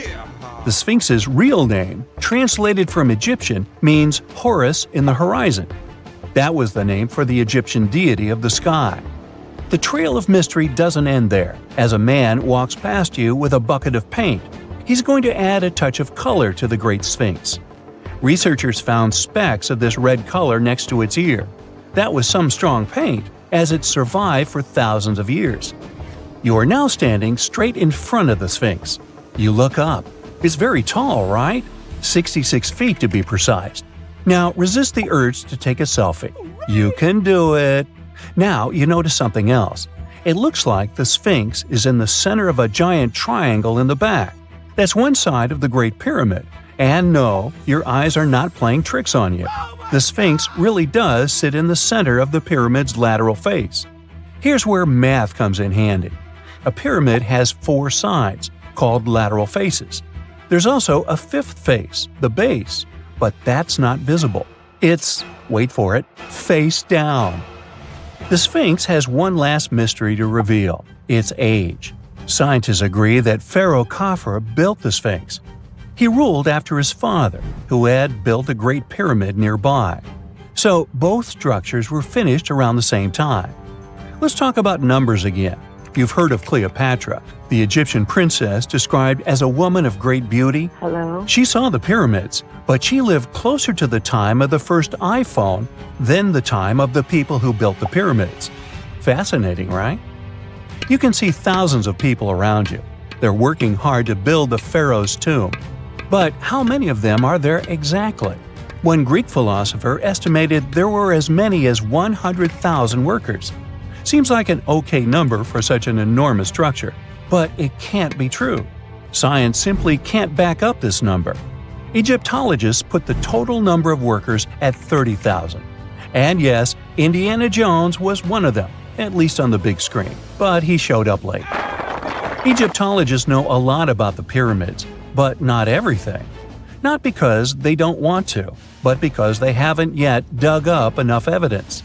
They can only guess how the building process went. First, engineers would arrive to choose the right spot and do the necessary measurements. That's why they needed all that complicated math. Then, it's time for sourcing the material, the large stone blocks I mentioned earlier. When boats deliver them to the site of the future pyramid, workers can finally do their thing. They operated in smaller groups, but there were at least 2,000 of them chiseling and carving away at any given time. Sounds like a typical construction site today? Well, that's because it is, just thousands of years ago. It's amazing what ancient Egyptians were able to achieve with just copper and stone tools. The pyramid is now complete in front of you. But is it the same pyramid we see today? Why is this structure shining bright in the desert sun? Isn't it supposed to be a dusty yellow color?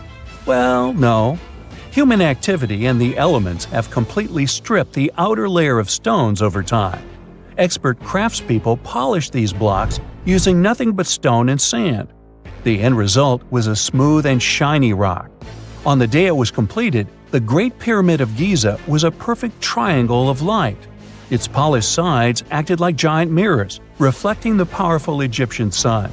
This is the point where you should put your glasses on, and that shiny thing you see at the pyramid's very top is actually gold.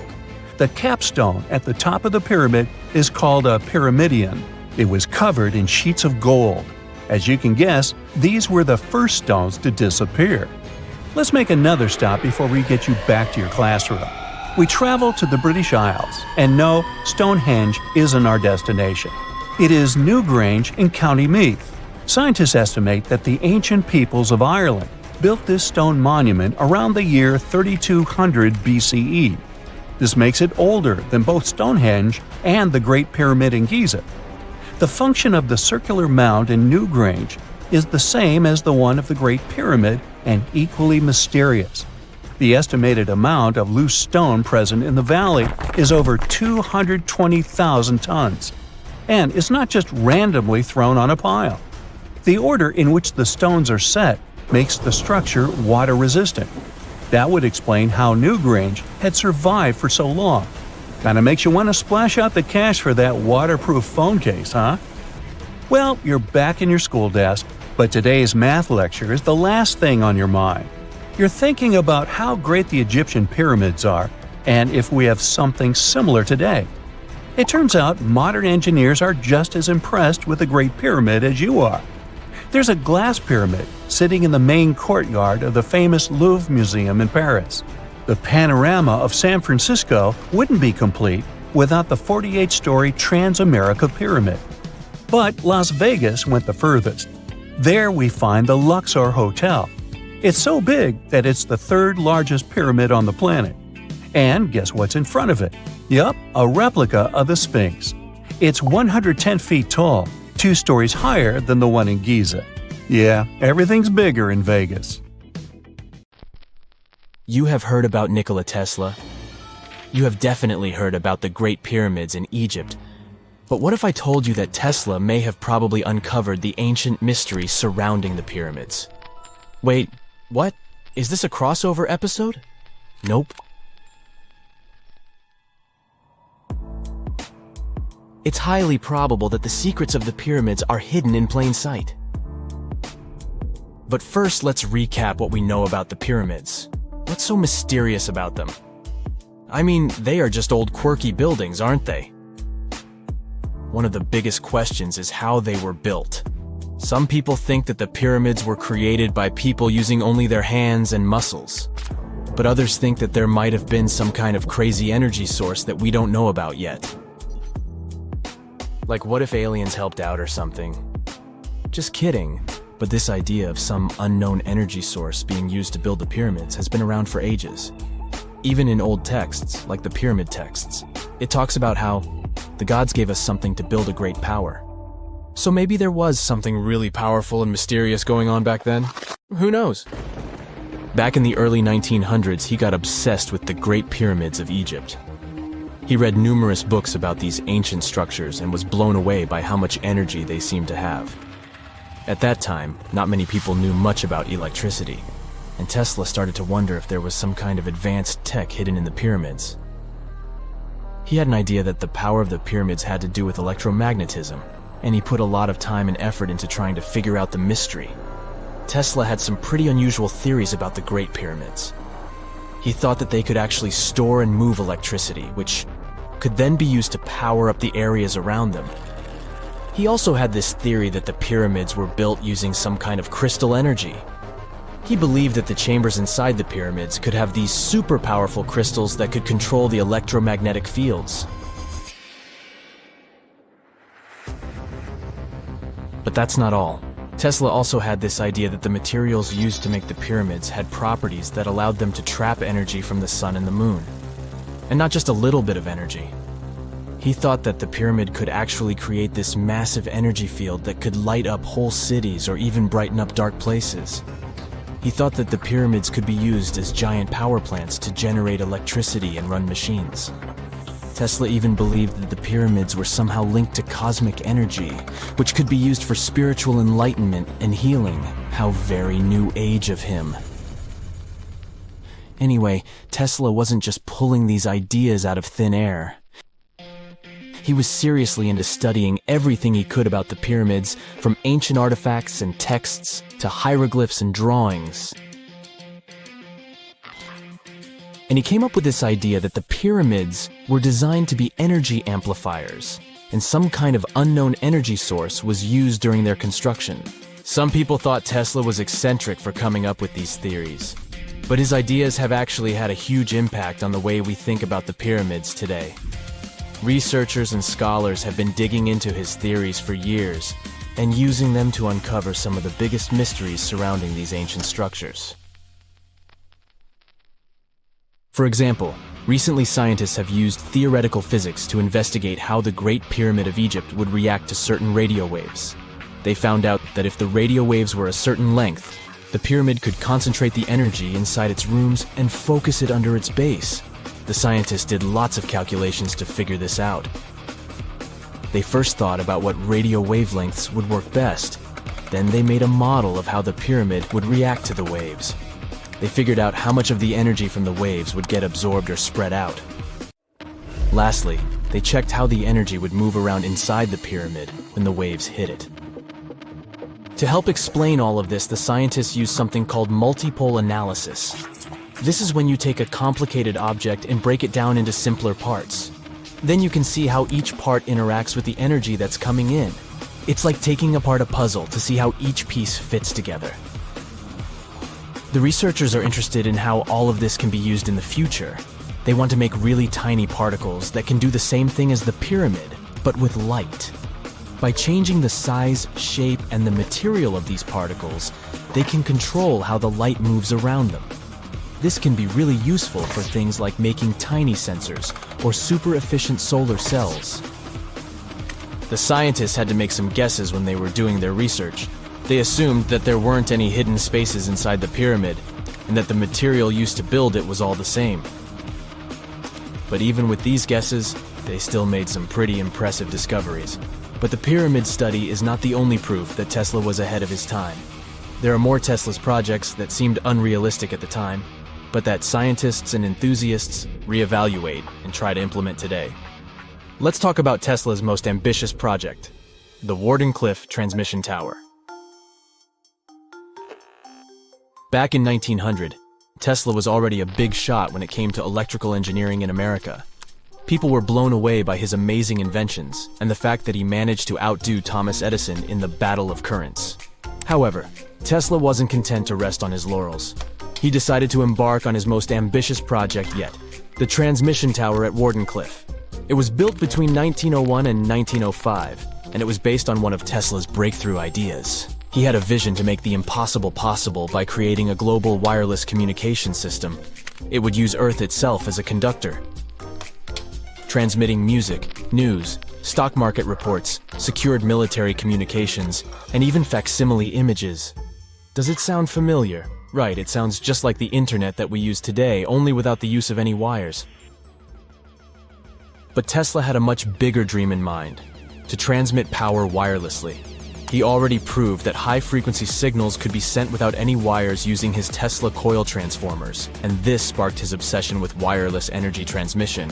His vision was to not only transform the way we communicate, but also to find a way to transfer power currents globally by tapping into the Earth's natural energy. Tesla believed that there was an abundance of free energy all around us that could be used for humanity's benefit. In 1899, he conducted some top-secret experiments and got convinced that it was possible to transmit electrical power through the Earth's upper atmosphere. This is actually how the Warden Cliff Tower was created. It was supposed to be the prototype station for a network of towers all over the globe that would provide the whole world with wireless energy. Unfortunately, Tesla didn't have the resources or the patience of his investors to bring this project to fruition.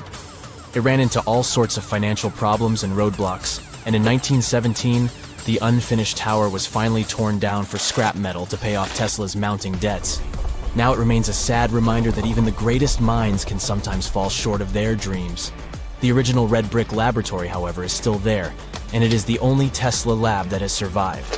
Fun fact, in 2017, a film crew made a crazy discovery. They used ground-penetrating radar to explore the area around Warden Cliff, and they found a whole series of tunnels stretching for hundreds of feet underneath the site. Nobody knows exactly what these tunnels were used for, but people have been speculating for years that they were part of Tesla's grand plan. Warden Cliff, of course, is a major landmark for Tesla enthusiasts from all over the world. Who knows? Maybe someone will finally crack the mystery of the tunnels one day. But even if they don't, the legacy of Tesla and his amazing ideas lives on. It's nighttime, and you're about to walk inside Pharaoh Tutankhamun's final resting place. You know, King Tut. You don't have a torch, but at least you came with a flashlight. You walk down several flights of stairs and observe how the walls are carved in hieroglyphics and what looks like a spell. Those who take anything from this place will be doomed for life, the spell says. Even if you don't really believe it, this scares you a little bit. You find a huge stone door. Is it a trap? You manage to open it, but oh no, it's only an empty chamber. You check your map. It seems like you're heading in the right direction.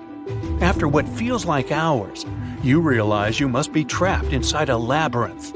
You try to retrace your steps, but you can't find the door where you came in from anymore. That's it, you think to yourself. You've fallen for the Pharaoh's trap. What's worse, you didn't bring a lunch. Okay, so we've all seen Hollywood movies where the main character is exploring ancient ruins and faces some seriously dangerous traps, right? We've been told Egyptian royalty protected their final resting places with venomous scorpions and snakes, sliding doors that will trap you for life, and giant rolling boulders that will crush anyone on their paths. The thing is, were these traps truly real? Well, I regret to be the one to break it to you, but this is all fiction. These elaborate traps were too technologically advanced for ancient civilizations to pull off. That is not to say, however, that there weren't any traps at all. Ancient civilizations, like the Egyptians and the Mayans, are known for their practice of building entire monuments dedicated to the ones who had passed away. These structures would often reflect the position of person occupied in society. So, for the really important people, the VIPs of their times, massive monuments were built to host their bodies long after they were gone. Some of these civilizations believed that a person's life would continue on the other side of the veil. For that reason, a person would be buried together with the belongings of their current life. If they had a lot of money and power and stuff, that meant their resting places would be filled with riches and gold. Now imagine if you lived in ancient Egypt and you knew exactly where all the pharaohs' tombs were located and had heard rumors of the amount of wealth kept in these places. Maybe you would be tempted to go check it out, right? We're talking about large rooms filled from floor to ceiling with golden artifacts, jewels, and even money.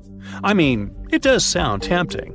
And since there weren't any security guards protecting the entrance of these places, Egyptians needed to get creative as to how they would protect these riches. These old civilizations found some traps to be useful. A recurring one was building empty rooms inside the monument to confuse a burglar. Now, let's take a look at Amenhotep III's final resting place as an example. It was built in the city of Luxor, in a spot also known as the Western Valley of the Kings. Two French engineers originally discovered the monument between 1905 and 1914 CE. The structure is huge and has more than 10 chambers, connected by long corridors and steep stairways. The King's Chamber is the most hidden one, and for an outsider to try and find it, they will probably enter a lot of empty rooms beforehand. Other pharaohs tried to protect their riches by commissioning monuments with false doors concealing pits that were up to 20 feet deep. This way, an unwarned and unwanted visitor would be surprised by the deep hole on their way to the king's resting chamber. Alongside false doors, pharaohs made sure to build labyrinth-style corridors and false walls. This way, robbers could take hours or days before they found the king's real chamber. As to pits with poisonous snakes on them, If there were any reptiles inside these monuments, they probably got inside on their own, and would most likely not stay there for long. There is no way snakes would survive years and years without food inside these pits. So yes, another Hollywood-induced belief right there. If these traps seem boring to you, archaeologists did find an interesting deterrent in the final resting place of the Red Queen of Palenque in Mexico. Palenque was one of the most powerful Mayan cities in pre-Columbian Mexico, and the Red Queen was believed to be the grandmother of the last Mayan king, undoubtedly a person of immense importance to the empire. In her honor, a huge monument was built to keep her body after her passing. The discovery of the tomb itself was already thrilling. Archaeologists found an ancient monument when digging at the site back in 1994. The first thing they found was a room with a hidden door. Once they opened the door, they discovered a long corridor. Finally, at the end of this corridor was the Queen's chamber. The team of archaeologists was beyond excited to unearth this chamber with the mummy of the Queen herself still inside it. They found her to be accompanied by her pearls, jade shells, and expensive rocks. But as the team explored the remains, they saw something rather strange. The room was filled with a red-colored powder. Researchers knew that the color red was important to the Mayan people, and that much of their clothing and buildings were decorated with this color. But they didn't understand why the queen was buried with this unknown red substance. After they took a sample back with them for further analysis, they discovered that the red powder was cinnabar, a very dangerous mineral. This powder, when inhaled, can cause, shall we say, severe health damage to a person. The team concluded that this could only be a trap for anyone trying to steal her riches. Okay, so dangerous powders might have worked as the most intense traps we've seen until now. But perhaps the cheapest way to keep out unwanted visitors was to advertise spells written out all over the monument. We'd probably laugh at these today, but back in the day, they were more or less effective. Spells usually said that the person who took anything from that place would meet a tragic fate. Some spells said that robbers would lose their houses in big fires or terrible floods. Other spells said burglars would have incurable and undiagnosed health issues, but they weren't really enough to stop people from taking any gold. There are some stories surrounding how these spells might have been real. One of them is from the famous British Egyptologist Howard Carter, the one responsible for unearthing Pharaoh Tutankhamun's resting place in the 1920s. After months of unsuccessful digging, Carter discovered the tomb's existence by chance. He found the entrance to a stairway right beneath the soil where he had been searching all those months. With the help of a team, he cleared the piles of sand blocking the stairs and discovered a doorway. The door had several royal symbols carved into it, and Carter knew this could only mean a very important person had been buried there. And he was right. With a chisel, he made a hole in the top left-hand corner of the doorway and lit his vision with the help of a candle. He couldn't believe what he was seeing, the reflection of several golden and jeweled items crowding the chamber before him. Lost for 3,000 years, Carter had just discovered the final resting place of King Tut. But the story didn't finish here. This discovery was accompanied by a series of unfortunate events that led people to believe it had something to do with the pharaoh's spell.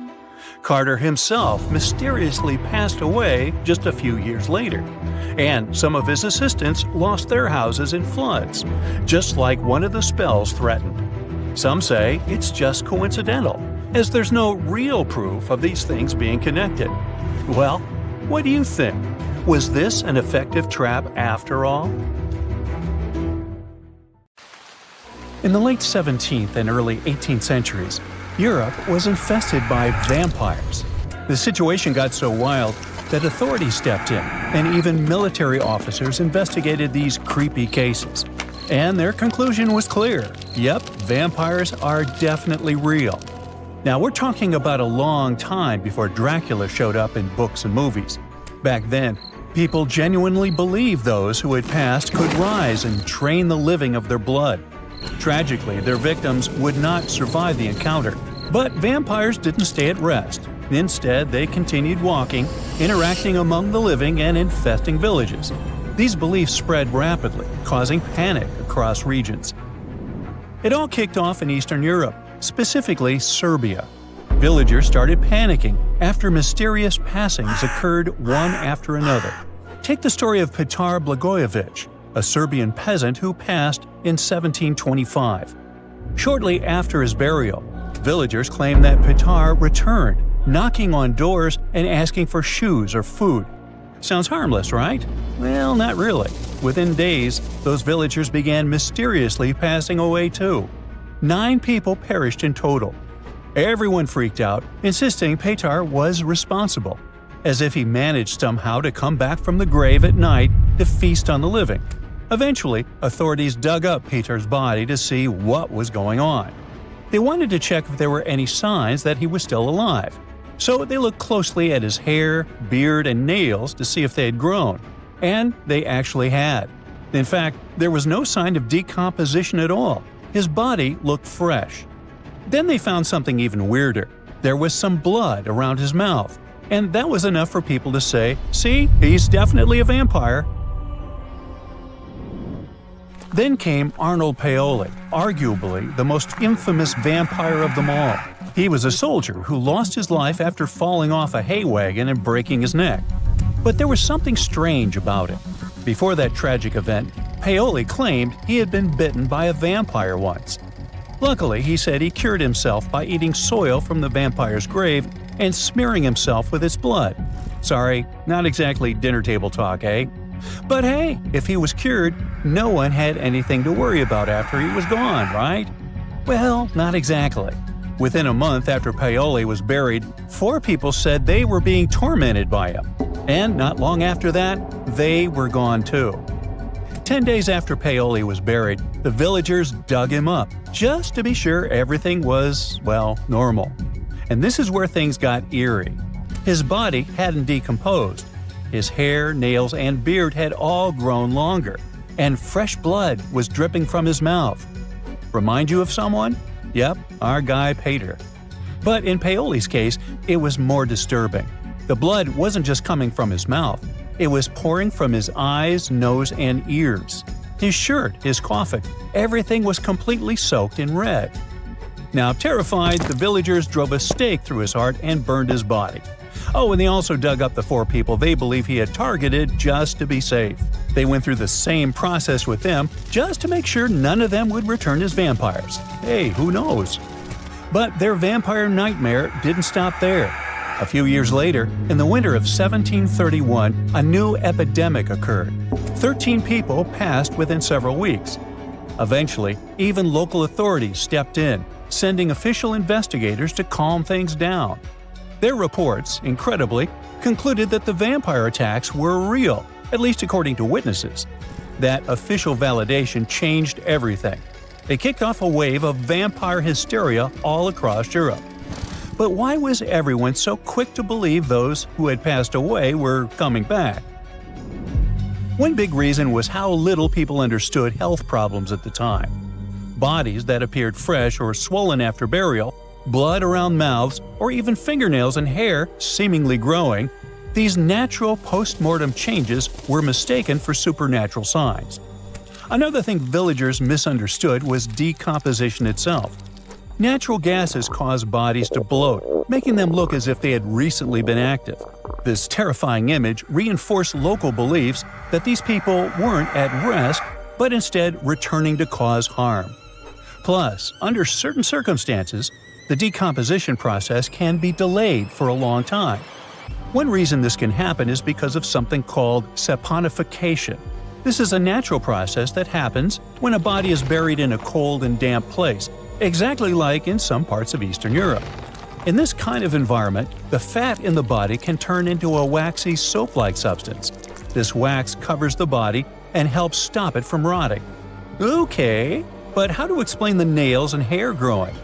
It's more like an optical illusion, not real growth. Now what happens is that the skin dries out and pulls back a little. When the skin shrinks like that, It makes things like stubble on the chin or fingernails look longer than they were before. But that's not the case. And what about the blood? Well, it turns out science has an explanation for that too. How long blood stays liquid after someone passes depends a lot on the surrounding temperature. In colder places, it can stay fluid for days. So if a body was dug up, there's a good chance they'd still find liquid blood in the veins. It might have looked strange, even scary, but it was just the cold doing its thing and slowing everything down. Medical researchers today believe that many so-called vampire symptoms match up with conditions like rabies. Back then, most people in these communities kept animals around, and villages were usually near forests full of wildlife. And there's still no truly effective cure for rabies. This condition can cause things like insomnia, aggression, biting, and even a fear of water, which lines up closely with the way vampires were described. So it turns out all these supposed supernatural events had logical explanations. Today, we might make fun or roll our eyes at the idea of real vampires roaming around Eastern Europe. But back then, those fears were taken very seriously. Whole communities were thrown into panic. There are plenty of documented cases where families dug up their loved ones and removed their hearts, all because they believed the person was a vampire behind the strange things happening to the rest of the family.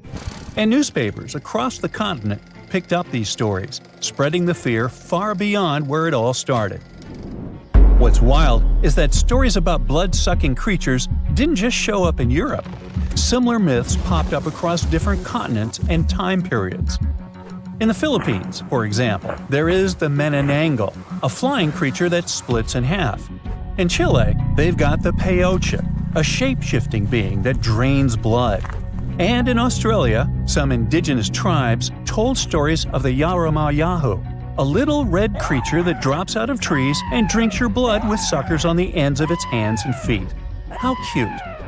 Well, back in Europe, the hysteria faded by the late 18th century, thanks to growing medical knowledge. But as you know, the legend never really went away. It just shifted into literature and gave rise to famous characters like Dracula. The author, Bram Stoker, was inspired by stories that had been going around since the 1700s. But he turned them into romanticized fictional monsters. You know, sharp teeth, pale skin, black clothes, that whole thing. And that was different from what the villagers believed they were dealing with. And, in a way, those frightened villagers weren't completely wrong. Something was draining those people's lives. But it wasn't vampires. It was just misinformation mixed with a whole lot of imagination running wild. So, next time you see a vampire movie or read a scary story, remember that behind the fiction lies a fascinating truth. A real wave of fear, confusion, and panic that swept Europe nearly 300 years ago, leaving a chilling legacy that still fascinates us today.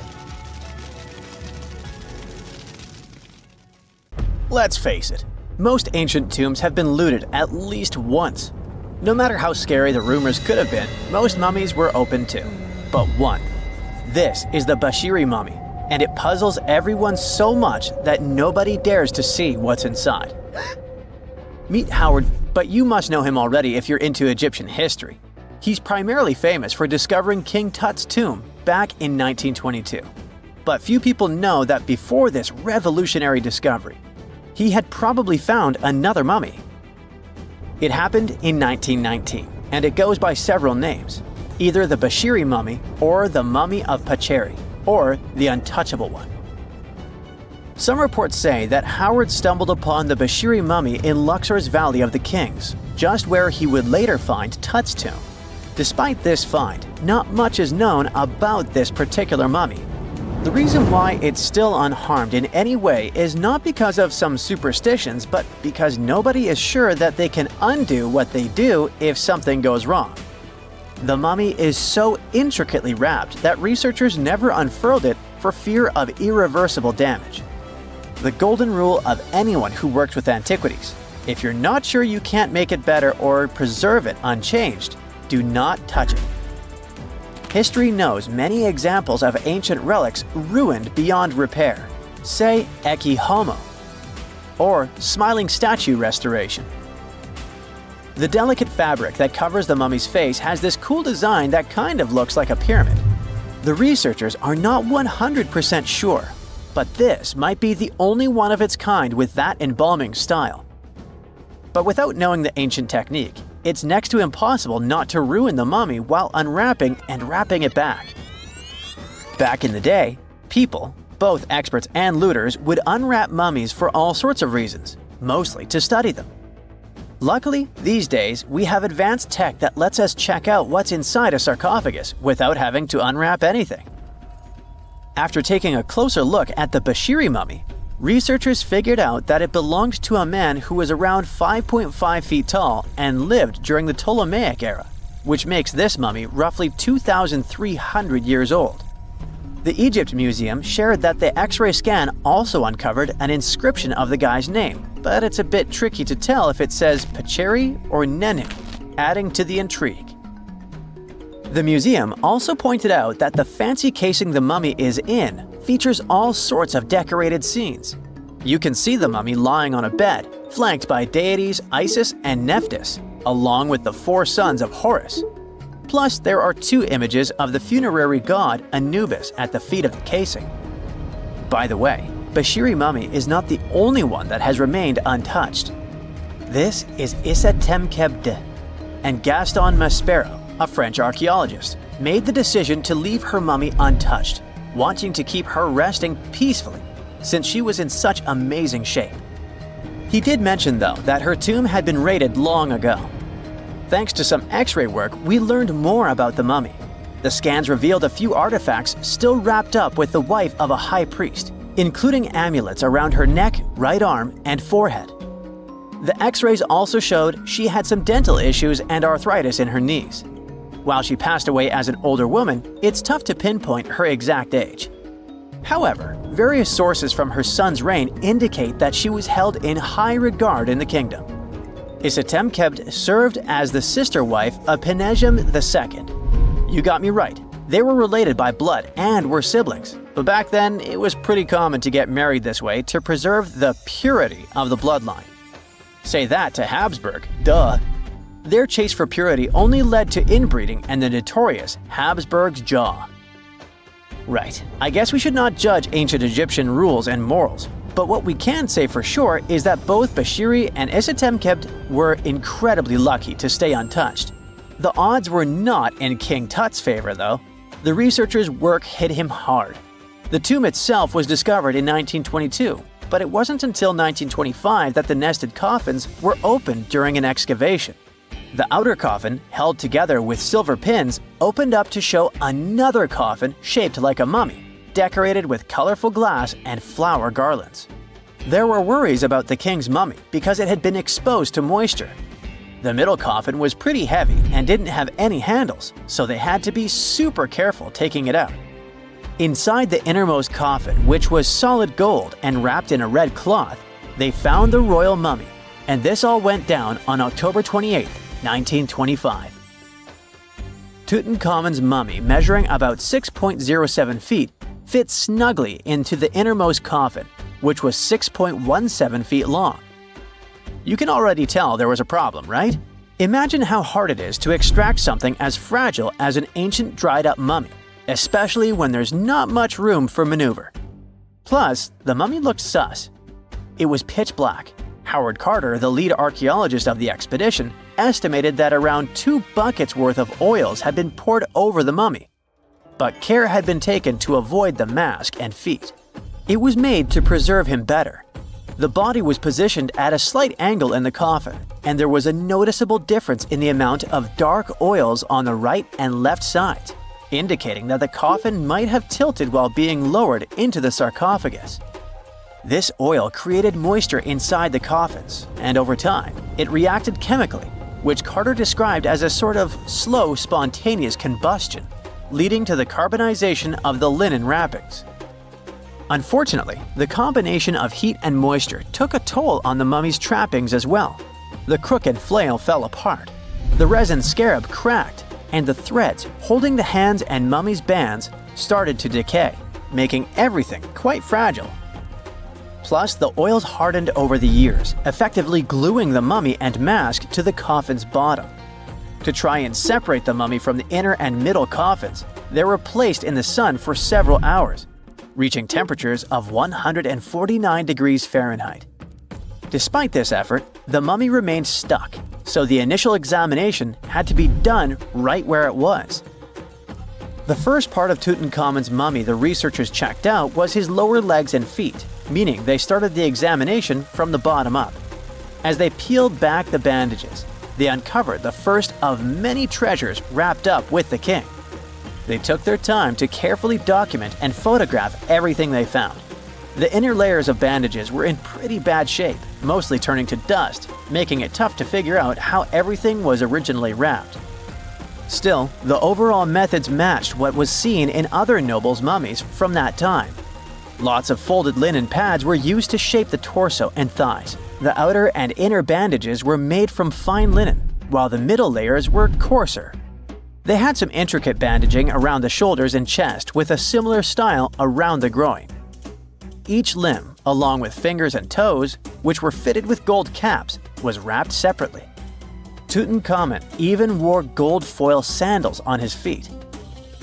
They hoped to separate the mummy from the coffin by removing the outer bandages, but the resins had stuck the body to the coffin. So, the researchers ended up chiseling it out. To do this, they had to cut the torso in half at the hips and disarticulate the arms to continue unwrapping.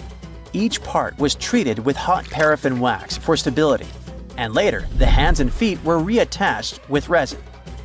Finally, they used hot knives to detach the head from the mask. To check the teeth, it was decided to make an incision around the jaw and neck, which was later fixed with resin. So technically, the scientists did all they could to preserve the mummy, but still, in a way, it ended up being damaged beyond repair. What do you think? Should they have left it in the coffin? Or did they do the right thing? Let us know in the comments. Egyptian archaeologists made an extraordinary discovery near Cairo just recently. Drumroll, please. The most ancient and most complete mummy yet discovered in the country. Yes, they were keeping it under wraps. The 4,300-year-old mummy was found in a group of tombs close to the step pyramid of Djoser, dating back to the Egyptian Old Kingdom. It was covered in layers of gold. The team also found several other tombs, including one belonging to an ancient Egyptian official and another belonging to a secret keeper who had the power to perform special ceremonies. Another interesting tomb was that of a writer, which featured the largest statues ever found in the area. This vast burial site is also home to more than a dozen pyramids and resting grounds. Probably one of the most famous mummies in the world is that of Hatshepsut. She ruled Egypt like a boss for around 20 years, building all sorts of impressive buildings and creating new trade routes. But when archaeologist Howard Carter found her tomb in the Valley of the Kings, her sarcophagus was empty. However, Carter did find two coffins in another tomb, one of which belonged to Hatshepsut's wet nurse and the other to an unknown woman. In 2006, a team of specialists decided to investigate whether that mysterious lady was the queen herself. They found a molar tooth in a wooden box with Hatshepsut's name on it, and when they compared it to a gap in the mummy's mouth, it was a perfect match. Ramses II was a pretty impressive ruler, but it was his mummy that eventually made history. Now, we don't hear too much about his daddy. Okay, I'll stop. Ramses is considered to be the most powerful pharaoh in all of Egypt, as he reigned for a whopping 6 decades. He also lived to be over 90 years old. Now that's pretty amazing, considering the time he lived in. Ramses II supposedly had over 100 offspring too. Talk about a big family. When he passed away, his body was originally buried in the Valley of the Kings, but some sneaky guys tried to rob his tomb of all his treasures. Officials back in the day weren't having any of that though, so they moved his body to a secret location to keep it safe. Fast forward to the 1800s, and Ramses II's mummy was discovered along with a bunch of other rulers and important officials. But it wasn't in the best condition, so archaeologists flew it to Paris to get it, pampered. Problem was, he couldn't just be transported into another country. The only solution available was to give Ramses II his own passport. His occupation was listed as king, and the document even featured his photo. You know, most mummies aren't necessarily known for having the most hydrated skin. But that of an ancient woman, also known as Lady Di, proves otherwise. No, not that Lady Di. This wealthy lady from ancient times was discovered in an ornate tomb in 1971, and she looked fabulous, if we can say so about a mummy. Thanks to the special conditions in her tomb, like the moisture in the environment and the lack of oxygen, her body was almost perfectly preserved. Her skin was soft, her hair was on point, and she was still flexible. The museum that now proudly displays her mummy also shows a ton of fancy items that were buried with her, like dinnerware and musical instruments. Archaeologists investigated the mummy further and discovered that she passed away from a heart attack at around 50 years old. Even though it hasn't been around for over 2,000 years, Lady Di is still making history. The mummy of Otzi the Iceman was discovered in the Alps in 1991.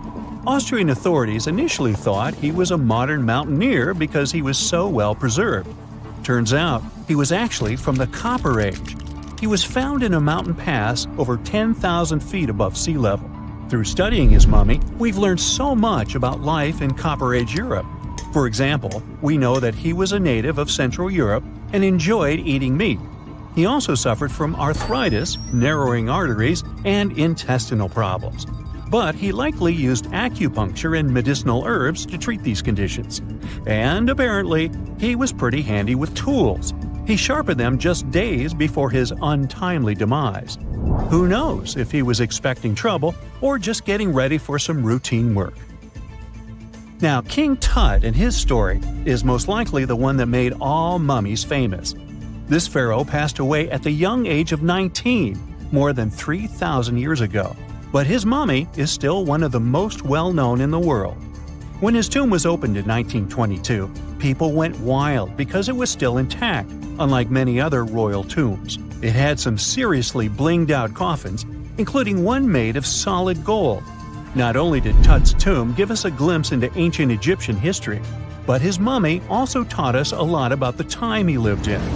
DNA analysis helped identify his parents and revealed that the pharaoh had a rare bone disorder that might have made walking a bit tough.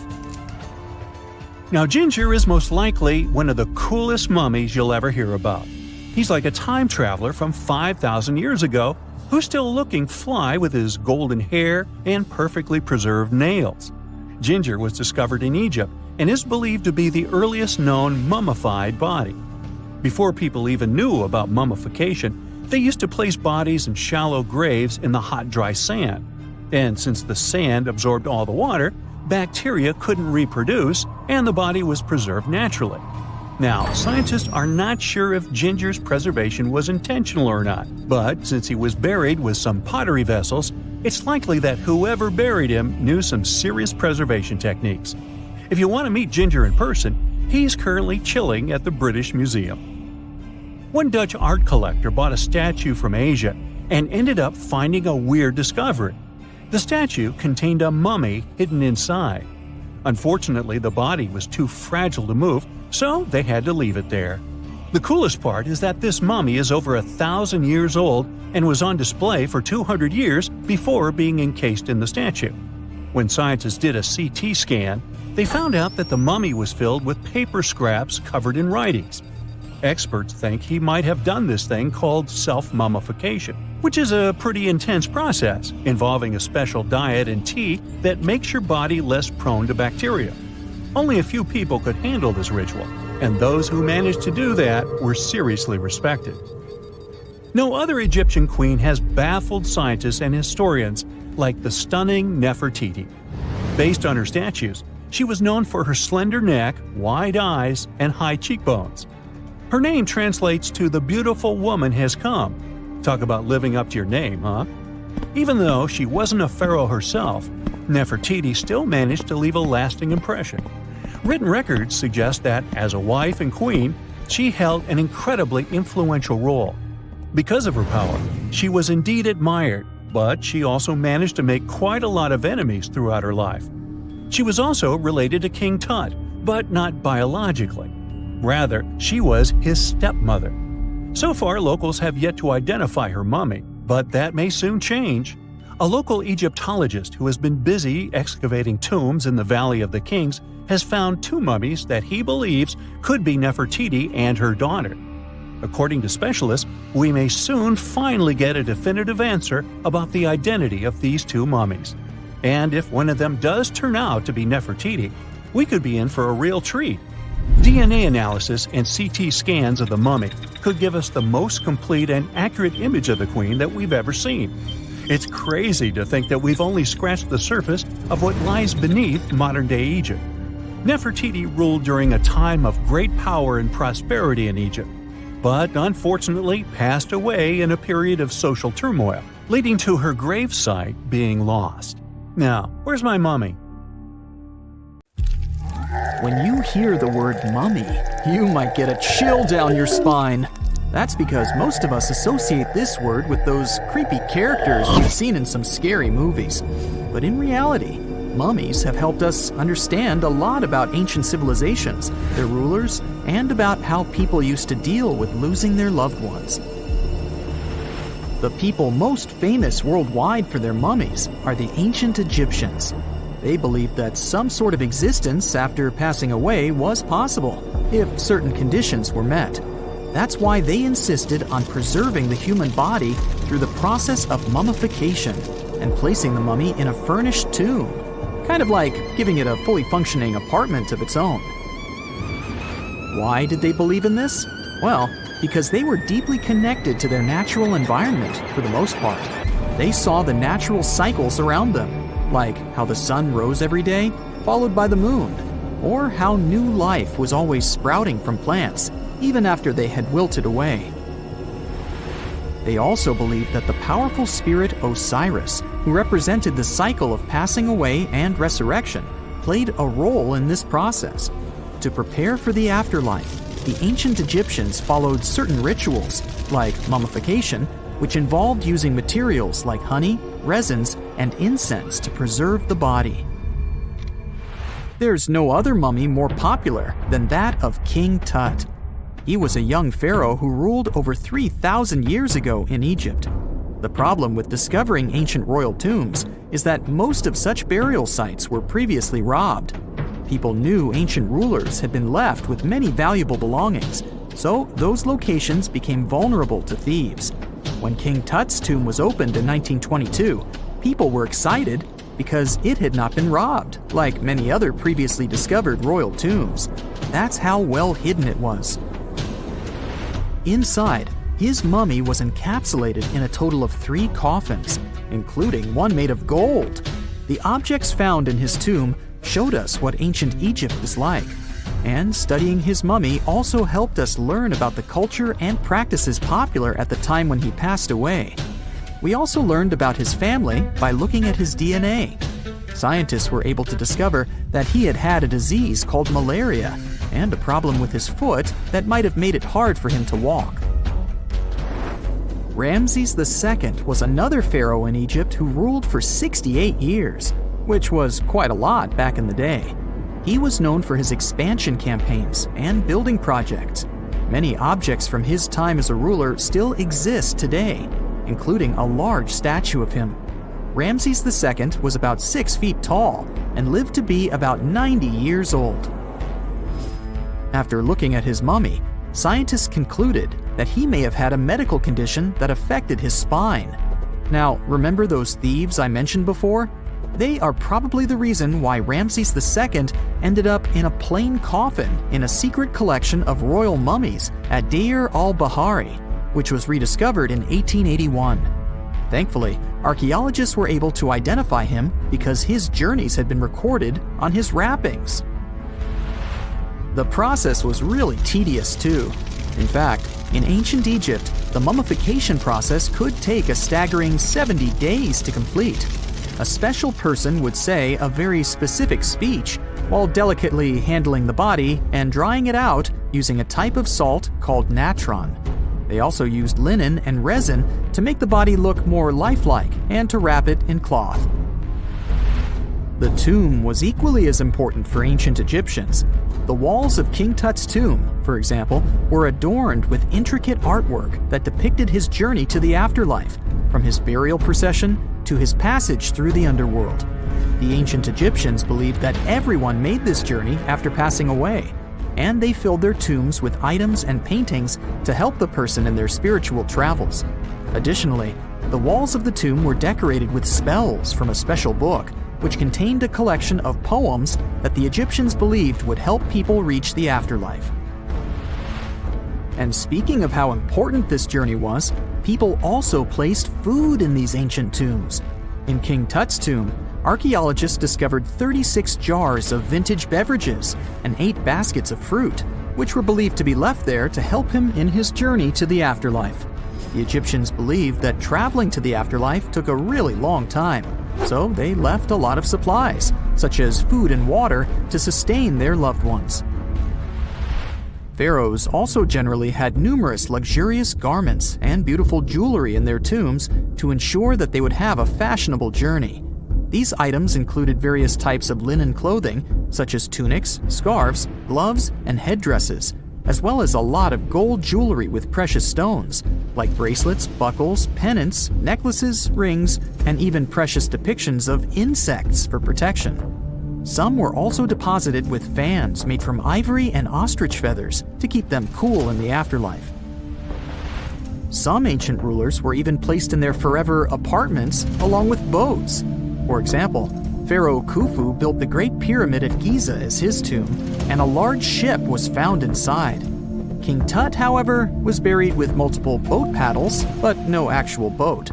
Instead, he had 3 chariots and numerous walking sticks made of precious materials, perhaps indicating he'd rather travel to the beyond by land, not by water. Amongst the most interesting objects found near ancient mummies are bottles of oils and perfumes. If rulers were supposed to be fashionable, why not smell nice too, right? Also, some of them had some ancient kinds of board games, most of them made out of precious materials like gold or ivory. One of those games was called Senet. It was very popular amongst the ancient Egyptians and very similar to modern-day chess. The ancient Egyptians may have the most famous mummies out there, but they weren't the first to invent the procedure. In fact, it all started in South America with an ancient civilization named the Chinchorro. As far as we know today, these people were the first to mummify their loved ones that had passed away. They did it somewhere around 2,000 years before the Egyptians started their own rituals. Sure, we can tell a lot about ancient rulers by studying these mummies, but until recently, we had no idea what they really looked like during their lifetime. Not so long ago, though, some very special mummy paintings were found by archaeologists studying ancient Egyptian objects. These mummy portraits are highly detailed paintings of individuals that were made while they were still alive. Such paintings were often painted on wood, as opposed to the classical portraits we all know about, which are painted on canvas.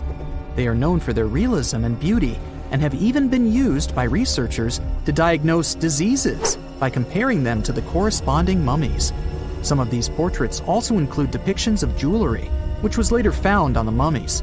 The recent discovery of these mummy portraits in Central Egypt is significant, as it marks the first time in over a century that such paintings have been found. Mummies appeared all around the world naturally, too. Mummification can occur without people intervening because of natural conditions, like extremely cold or hot environments, places with a lack of oxygen, or accidental exposure to chemicals that preserve the body. These conditions don't allow bacteria to grow, resulting in the body remaining more or less intact. Famous Otzi was one of these mummies. We know today he was a man who lived around 5,000 years ago in Europe. But upon his discovery in the Alps in 1991, Austrian authorities initially believed that he was a modern mountaineer because of how well preserved the body was. However, after the Iceman was removed from the glacier, it was determined that he was actually from the Copper Age. Whenever you hear about ancient ruins, you almost never picture them being suspended somewhere, or just randomly hanging on the branch of a tree, right? In fact, for most of the ancient artifacts we have exposed in museums all over the world, archaeologists did quite an impressive amount of digging. You see, buildings have this funny way of fading away over time if not properly taken care of. Sometimes we need to reuse some building materials, so an older construction may be sacrificed in the process. Other times, houses are abandoned, and once they are exposed to the elements on the surface, like rain or sunlight, they don't really stand a chance. Some just simply crumble away due to good old erosion. So the only way a piece of architecture can survive the test of time is if it's somehow gotten buried deep down. Now, how did they end up buried in the first place? Well, it's quite the comedy of errors. Ancient cities had a habit of gradually raising their ground level like a kid adding toppings to their ice cream sundae. You see, these settlements were always busy collecting food and building materials to keep up with their ever-growing population.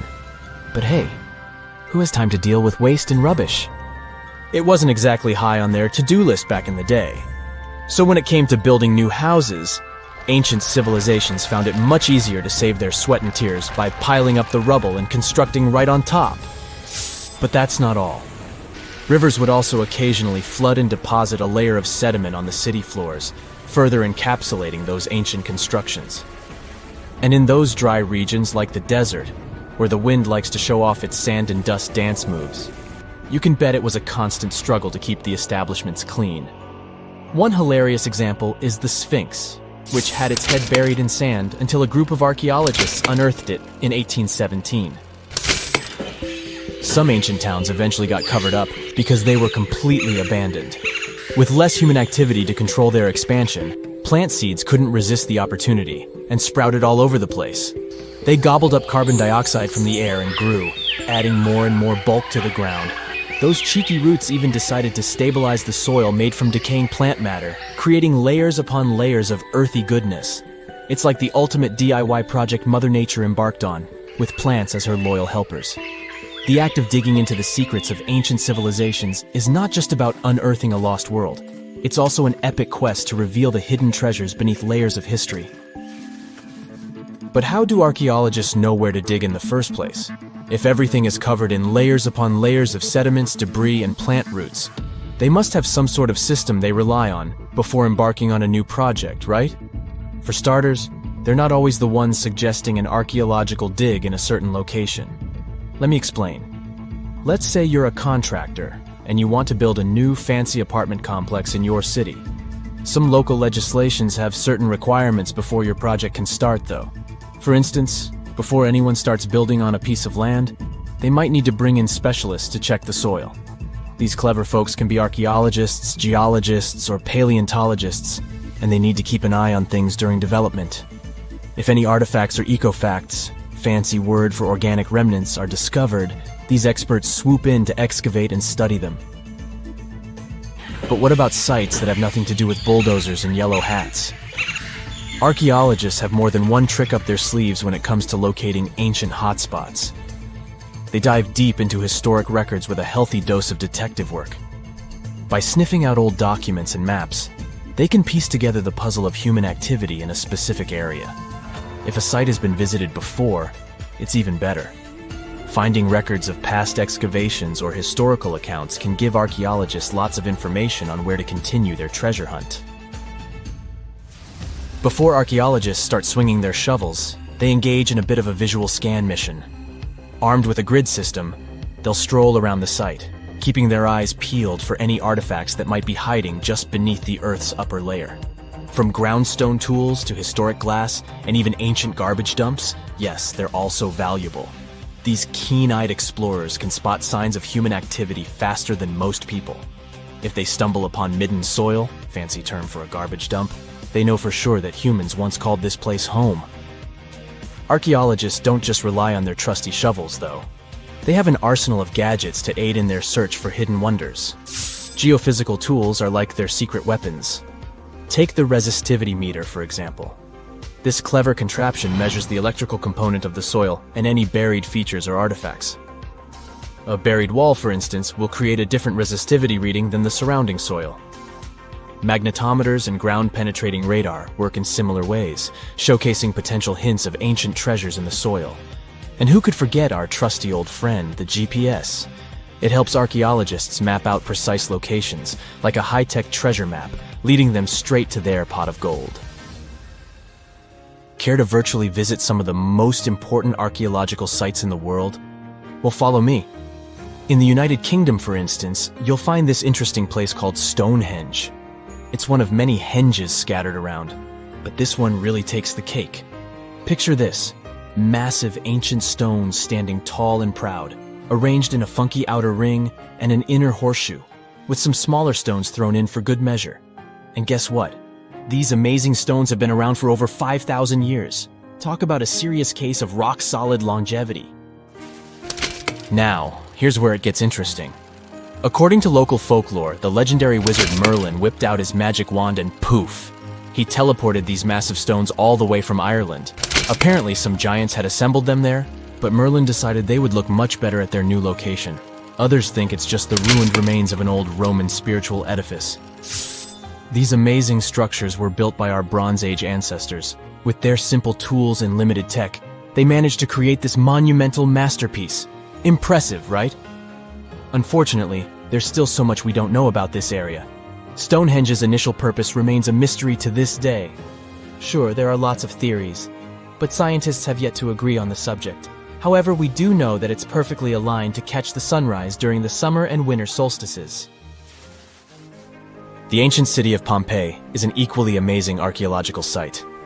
Picture this: Mount Vesuvius, a notorious troublemaker, decided to throw a volcanic tantrum and completely covered this ancient Roman city.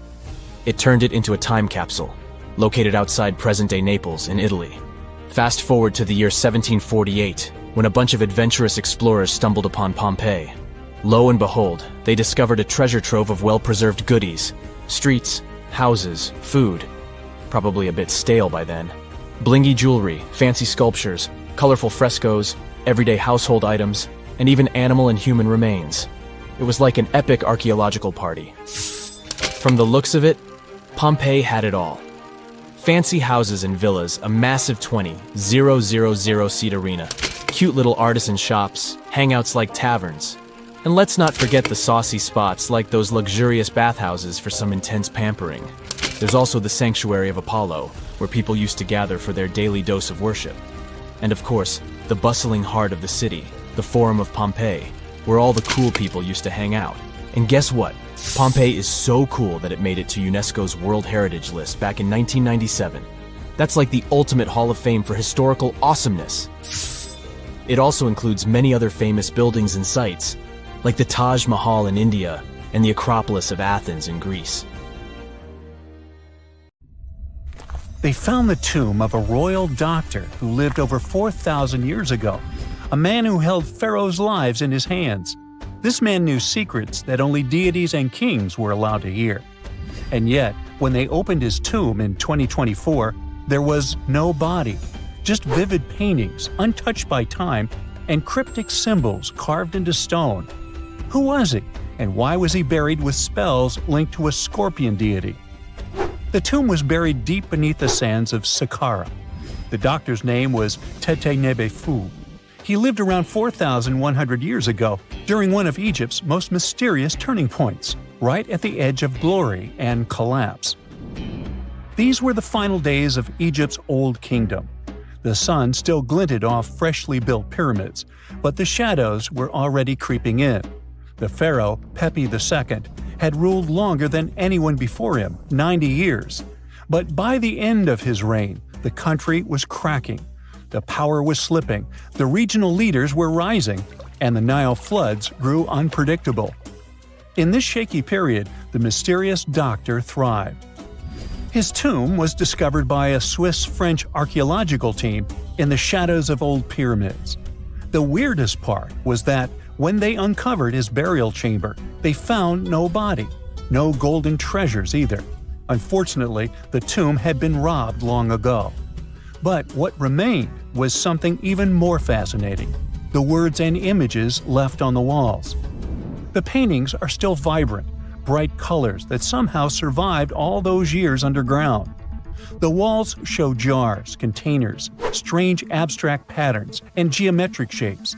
And then there are hieroglyphs, lines and lines of sacred script carved with precision, like someone had poured their soul into every curve. These inscriptions revealed who Teti Nebi Fu truly was. Turns out, he wasn't just any doctor. He was the conjurer of Serket. Now, Serket was the female deity of scorpions, sacred and terrifying. Egyptians believed she could stop venom, heal bites, and protect the living from toxic elements. The title, Conjurer of Serket, meant Tete Nebi Fu was a specialist in treating dangerous stings and bites. And if he got an entire tomb for himself, he may have been Egypt's top expert in those things, a man who healed with both medicine and magic. But that wasn't all. He also held the title Director of Medicinal Plants, a title seen only once before in all of ancient Egypt. That means he knew the healing power of herbs, roots, and oils like no one else. Now, you might wonder, what plants in a huge land of sand? But in reality, ancient Egyptians used herbal medicine that would hold up in some labs today.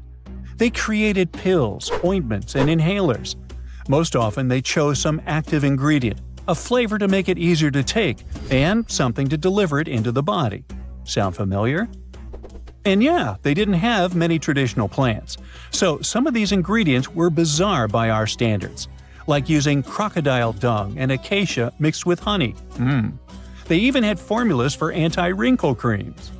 And apparently, our mysterious healer was also chief dentist. This title is almost never seen in ancient records. Evidence of Egyptian dentists is incredibly rare. Turns out, our ancient genius didn't just fight stings and study plants. He was also trusted with teeth and jaws, which were actually a huge problem in ancient Egypt. These people may have built wonders, but their teeth paid the price. Ancient Egyptians constantly caught grains of sand in their mouths. They often ate grit-filled bread and raw vegetables, which wore down enamel and caused a horrible condition called attrition. This led to tons of problems, including tooth loss. They had to improvise back in the day. For example, crafting the world's oldest known toothpaste from crushed rock, mint, and pepper, which ironically only made things worse for the gums. Or a toothpaste from things like eggshells, pumice, and natron, a salty mineral used for cleaning. They were also inventing mouthwashes from celery, bran, and herbs to ease the problem. Some mummies were even found with crude metal braces and gold wires attaching missing teeth. Though we're not sure if these were for the living, or was it just a nice little addition added as an afterlife gift. So, Teti Nebi Fu specialized in all these fields. 3 rare titles for one man.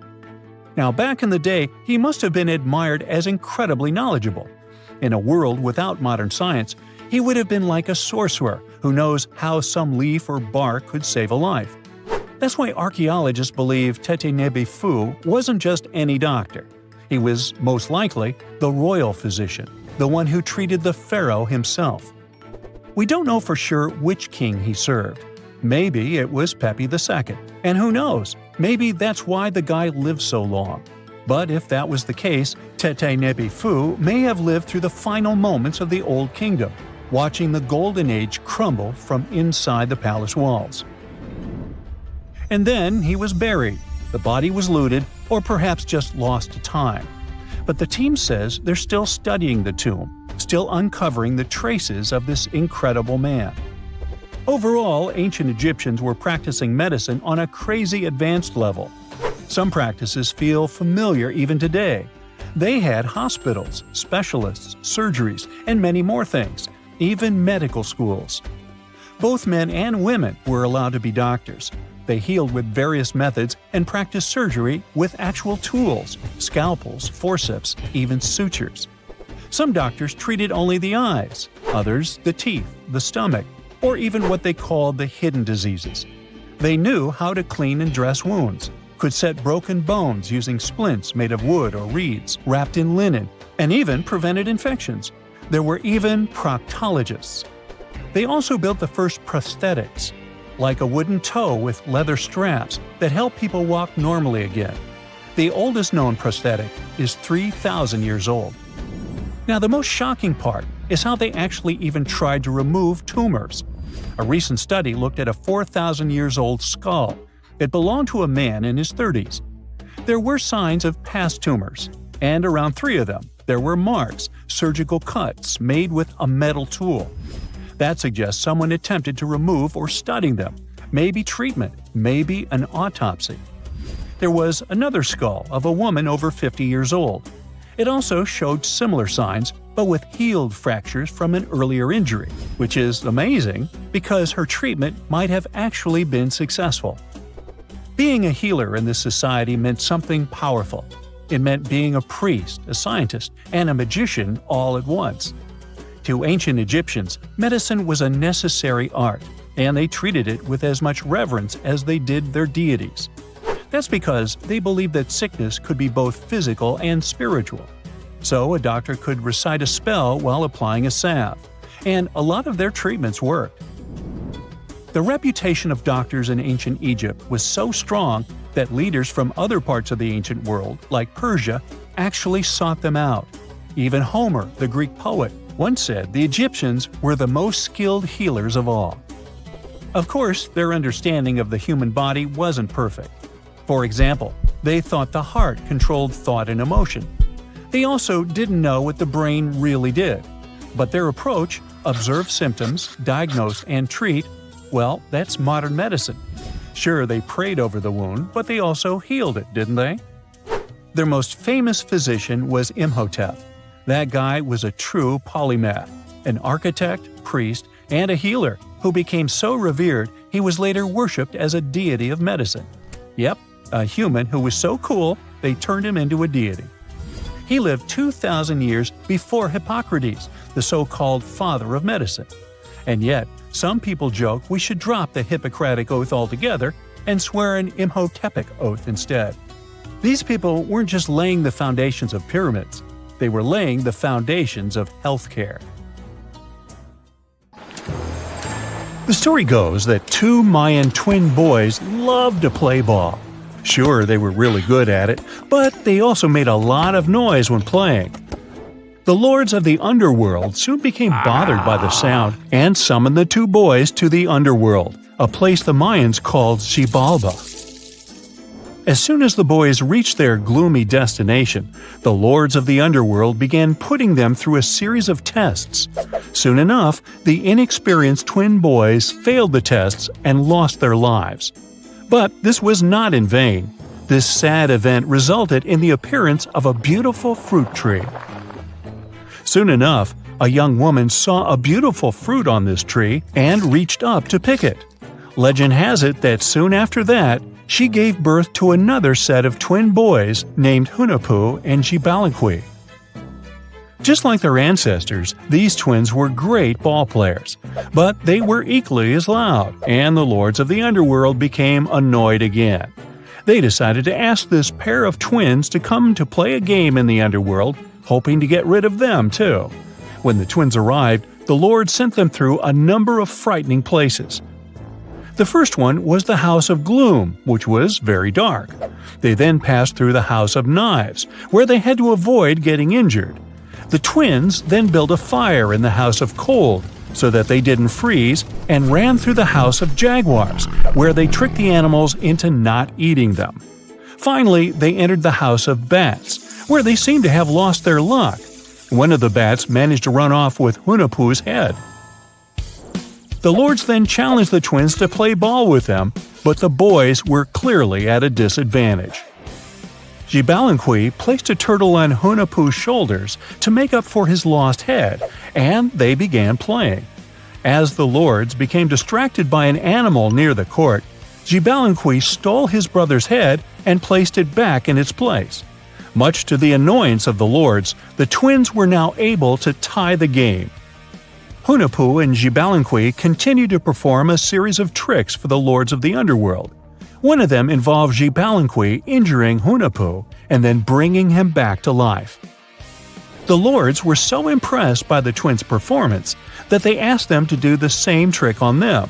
Of course, the twins agreed, But after performing their trick on some of the lords, they refused to revive them. Seeing what had happened, the lords of the underworld admitted defeat and begged for their lives, promising not to intervene in the lives of people ever again. Hunahpu and Xibalaqui were happy to have avenged their ancestors and gained the respect of the lords. Legend has it that the lords of heaven were so impressed by the twins that they took them to live in the sky by turning them into the moon and the sun. The Maya civilization was one of the most dominant indigenous societies in history, and their folklore and traditions are still discovered and studied today. They used to live in a territory called Mesoamerica. It was made up of modern-day Mexico and parts of Central America like Guatemala, Belize, Honduras, Yucatan Peninsula, and El Salvador. They lived from 1800 to 900 BCE and up to 900 to 1500 CE.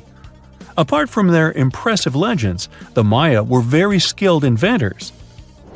They're known for their calendars, writing systems, farming methods, and sports. Their writing, for example, was found preserved on buildings and stone monuments, as well as in rare books and pottery. It's a system made out of more than 800 hieroglyphics in various combinations. Each of those signs was said to represent a syllable. Their writing system was deciphered by accident by Tatiana Proskorakov, an American woman who initially studied to be an architect. Since she didn't find a job in her field, she eventually became a Mayanist in her own right, despite not being academically trained.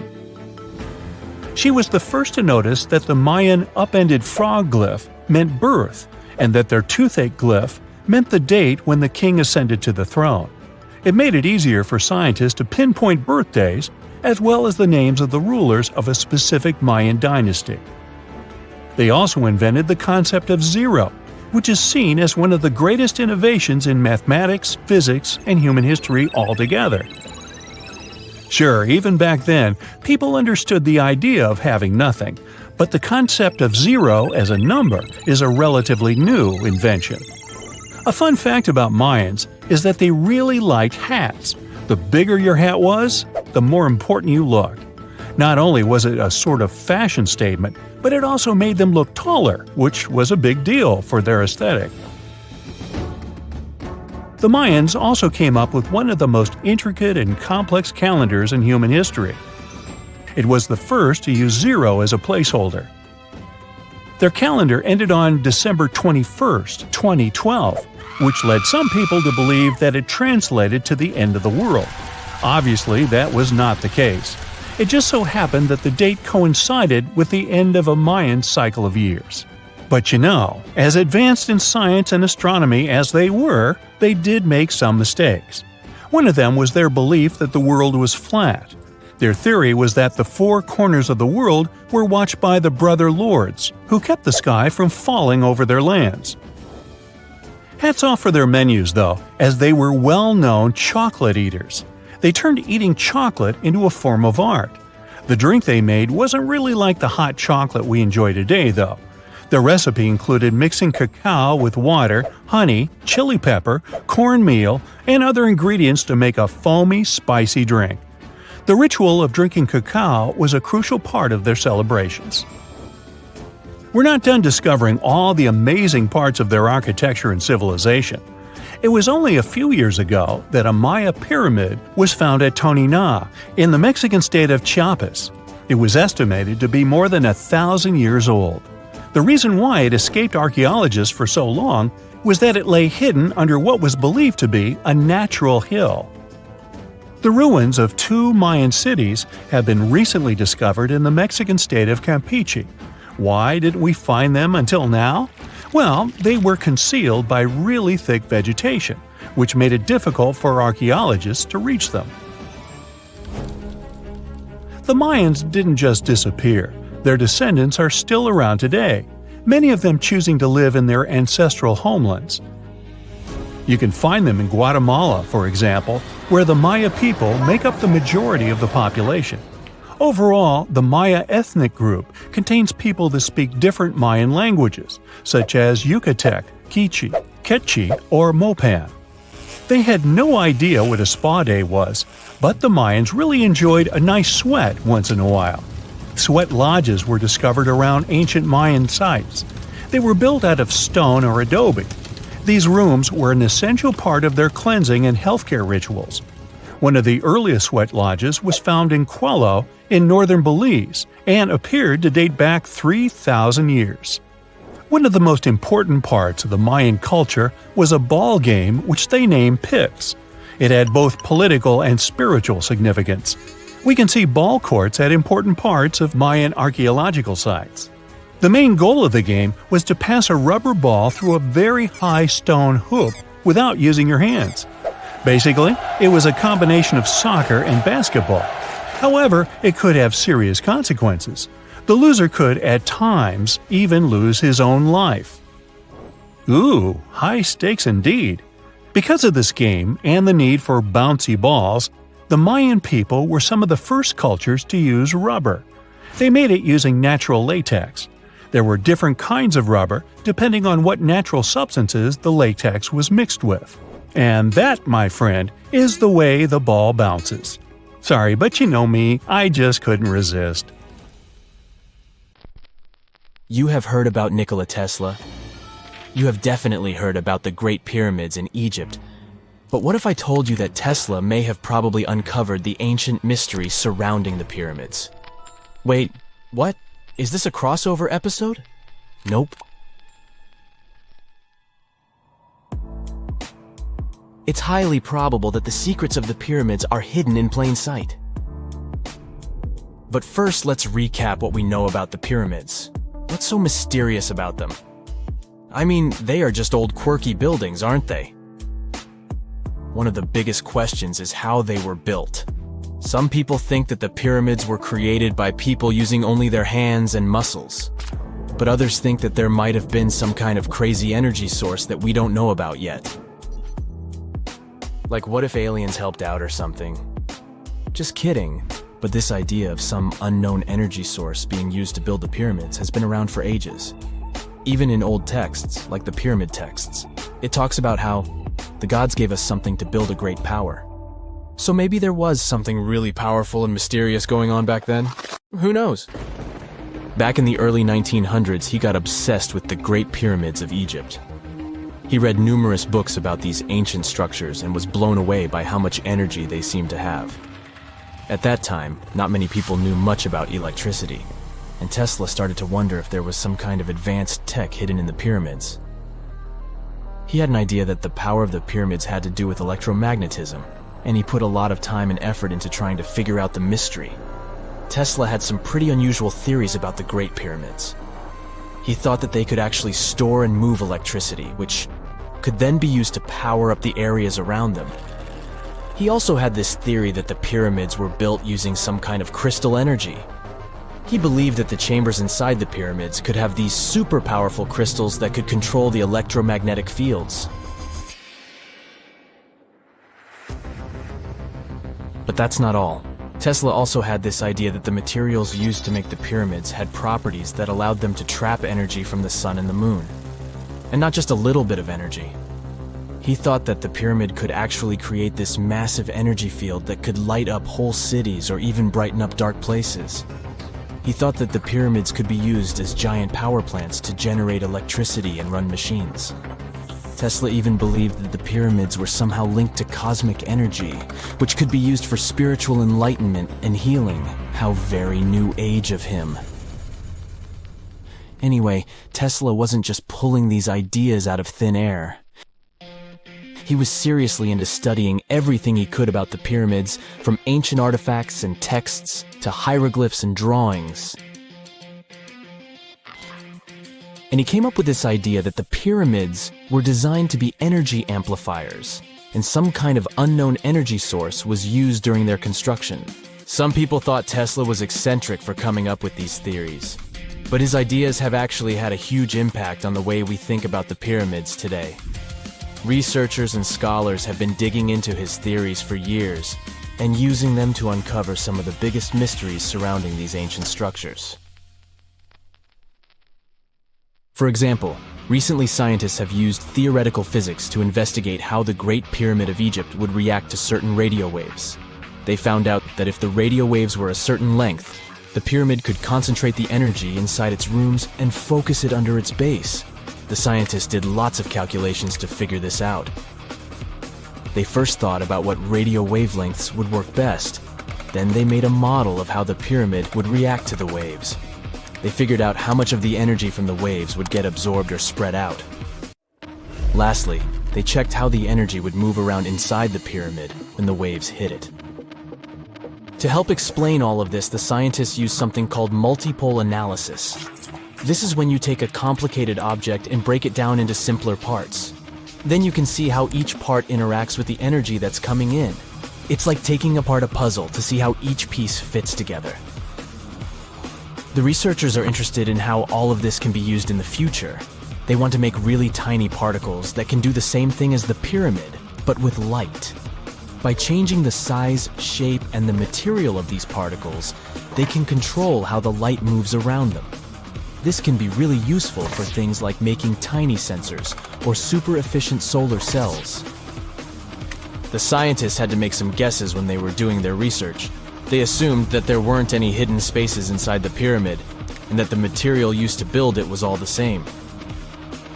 But even with these guesses, they still made some pretty impressive discoveries. But the pyramid study is not the only proof that Tesla was ahead of his time. There are more Tesla's projects that seemed unrealistic at the time, but that scientists and enthusiasts reevaluate and try to implement today. Let's talk about Tesla's most ambitious project, the Warden Cliff Transmission Tower. Back in 1900, Tesla was already a big shot when it came to electrical engineering in America. People were blown away by his amazing inventions and the fact that he managed to outdo Thomas Edison in the battle of currents. However, Tesla wasn't content to rest on his laurels. He decided to embark on his most ambitious project yet, the transmission tower at Warden Cliff. It was built between 1901 and 1905, and it was based on one of Tesla's breakthrough ideas. He had a vision to make the impossible possible by creating a global wireless communication system. It would use Earth itself as a conductor, transmitting music, news, stock market reports, secured military communications, and even facsimile images.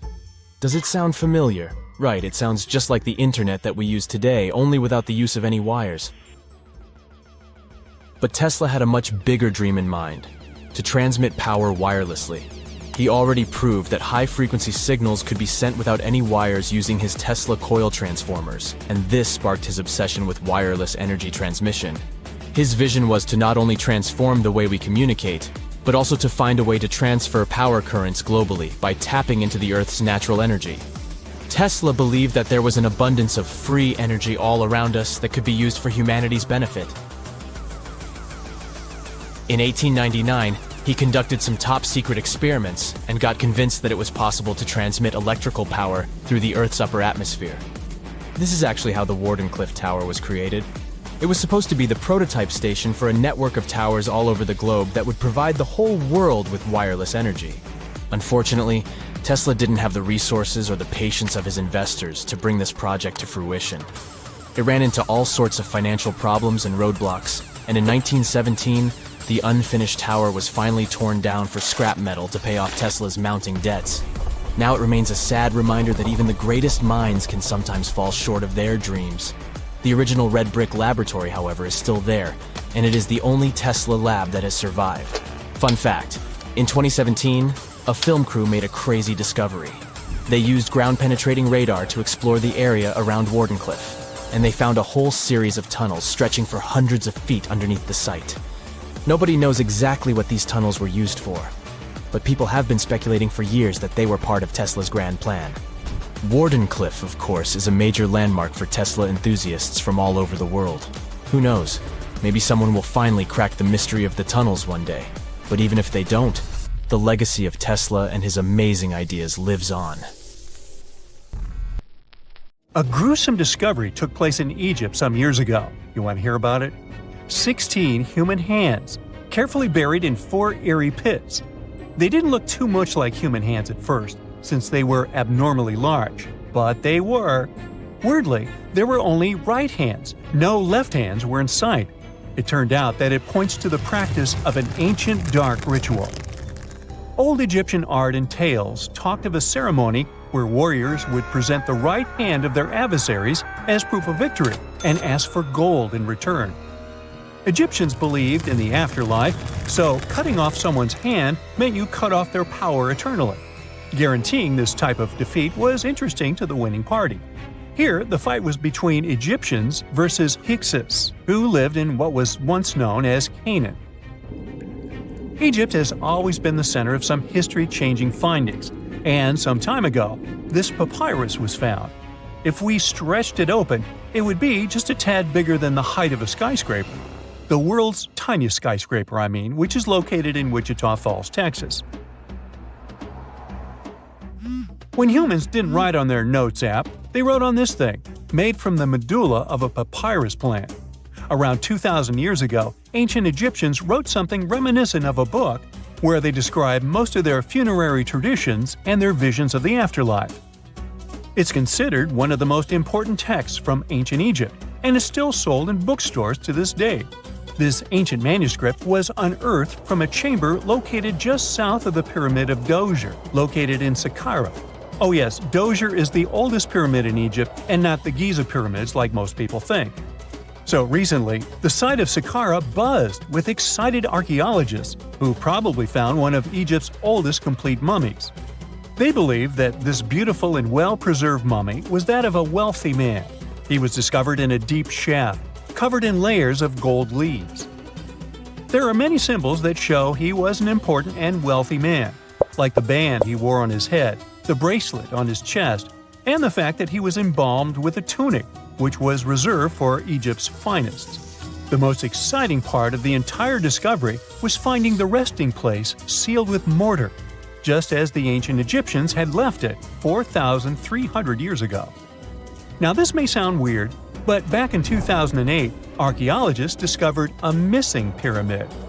Now it went missing because it deteriorated over the span of 4,000 years.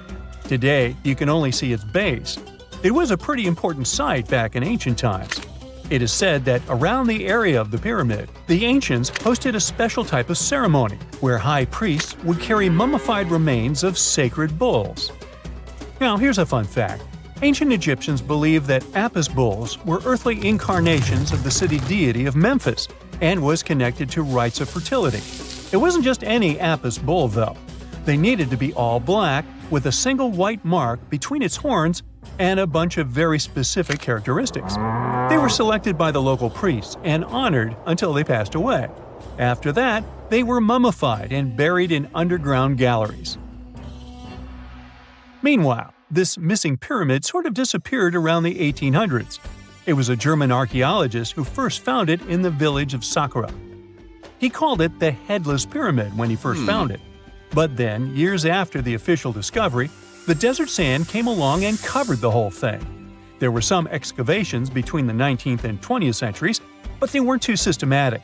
That's why scientists were so thrilled when they dug an entire pyramid's base after removing the 25-foot mound of sand that was covering it.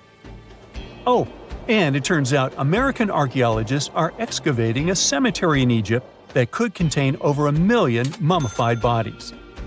So far, archaeologists have dug around 1,700 mummies. One of the main differences from other classic Egyptian mummies is that these people weren't kings and pharaohs. They were commoners that most likely lived about 1,500 years ago, when Egypt was controlled by the Roman and Byzantine empires. The name of the cemetery is cool though, the Way of the Water Buffalo, just in case you want to check it out on your next trip. Other than bulls and buffaloes, ancient Egyptians also liked baboons. Are you seeing a pattern here? In the beginning of the 20th century, archaeologists discovered a site filled with mummified baboons in a place called, guess what? The Valley of Monkeys. An animal wouldn't have been mummified if it wasn't considered important. Certain animals were more important than others, since they were linked to specific deities. Jackals were connected to Anubis, the ancient god of the afterlife, and cats were likened to the female deity Bastet. Baboons were a pretty big deal, since they were believed to be connected to Thoth, the deity of wisdom and advisor to Ra, one of Egypt's supreme deities. The archaeologists who studied these animals weren't too happy. They think these baboons were kept inside and were deprived of sunlight for most of their lives. They had extreme vitamin D deficiencies and they were poorly fed. Maybe Thoth got angry with these baboon keepers. Just a guess.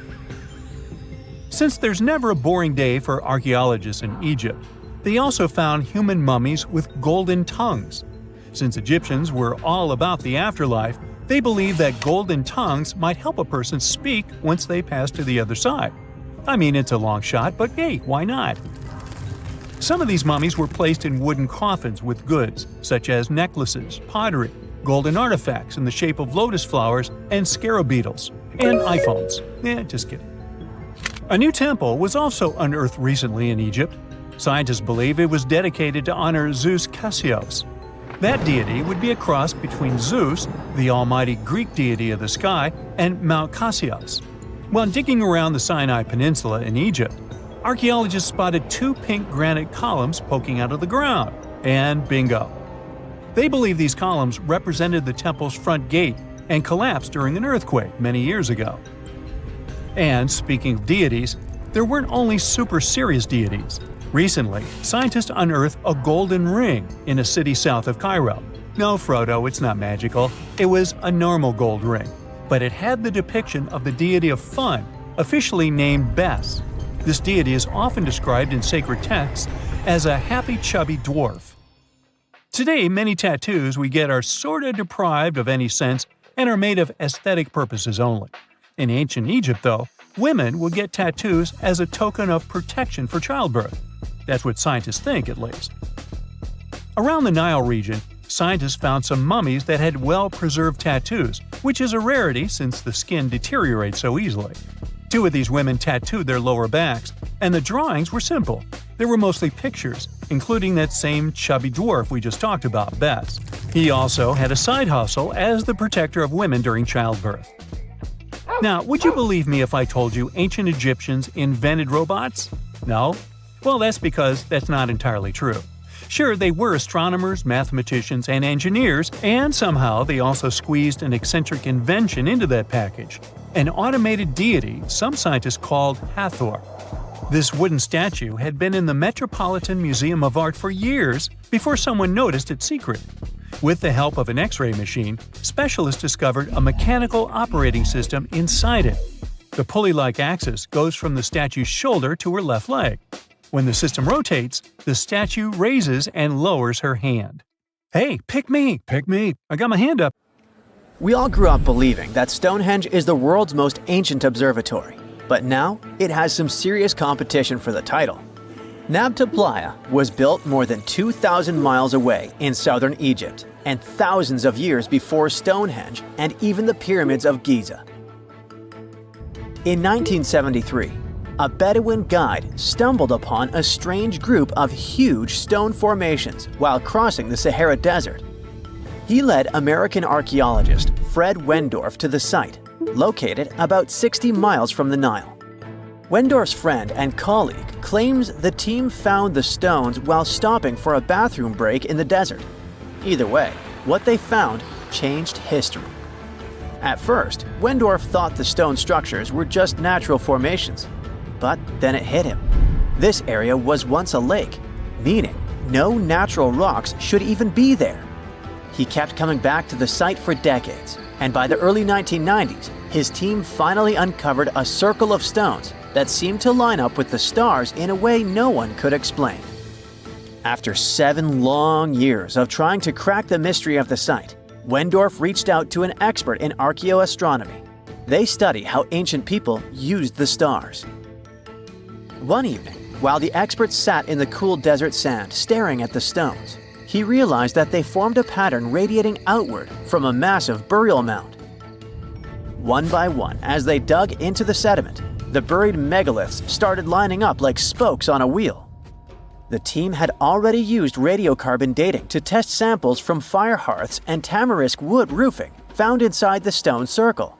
Nabla Playa had dozens of standing stones, all a few feet tall.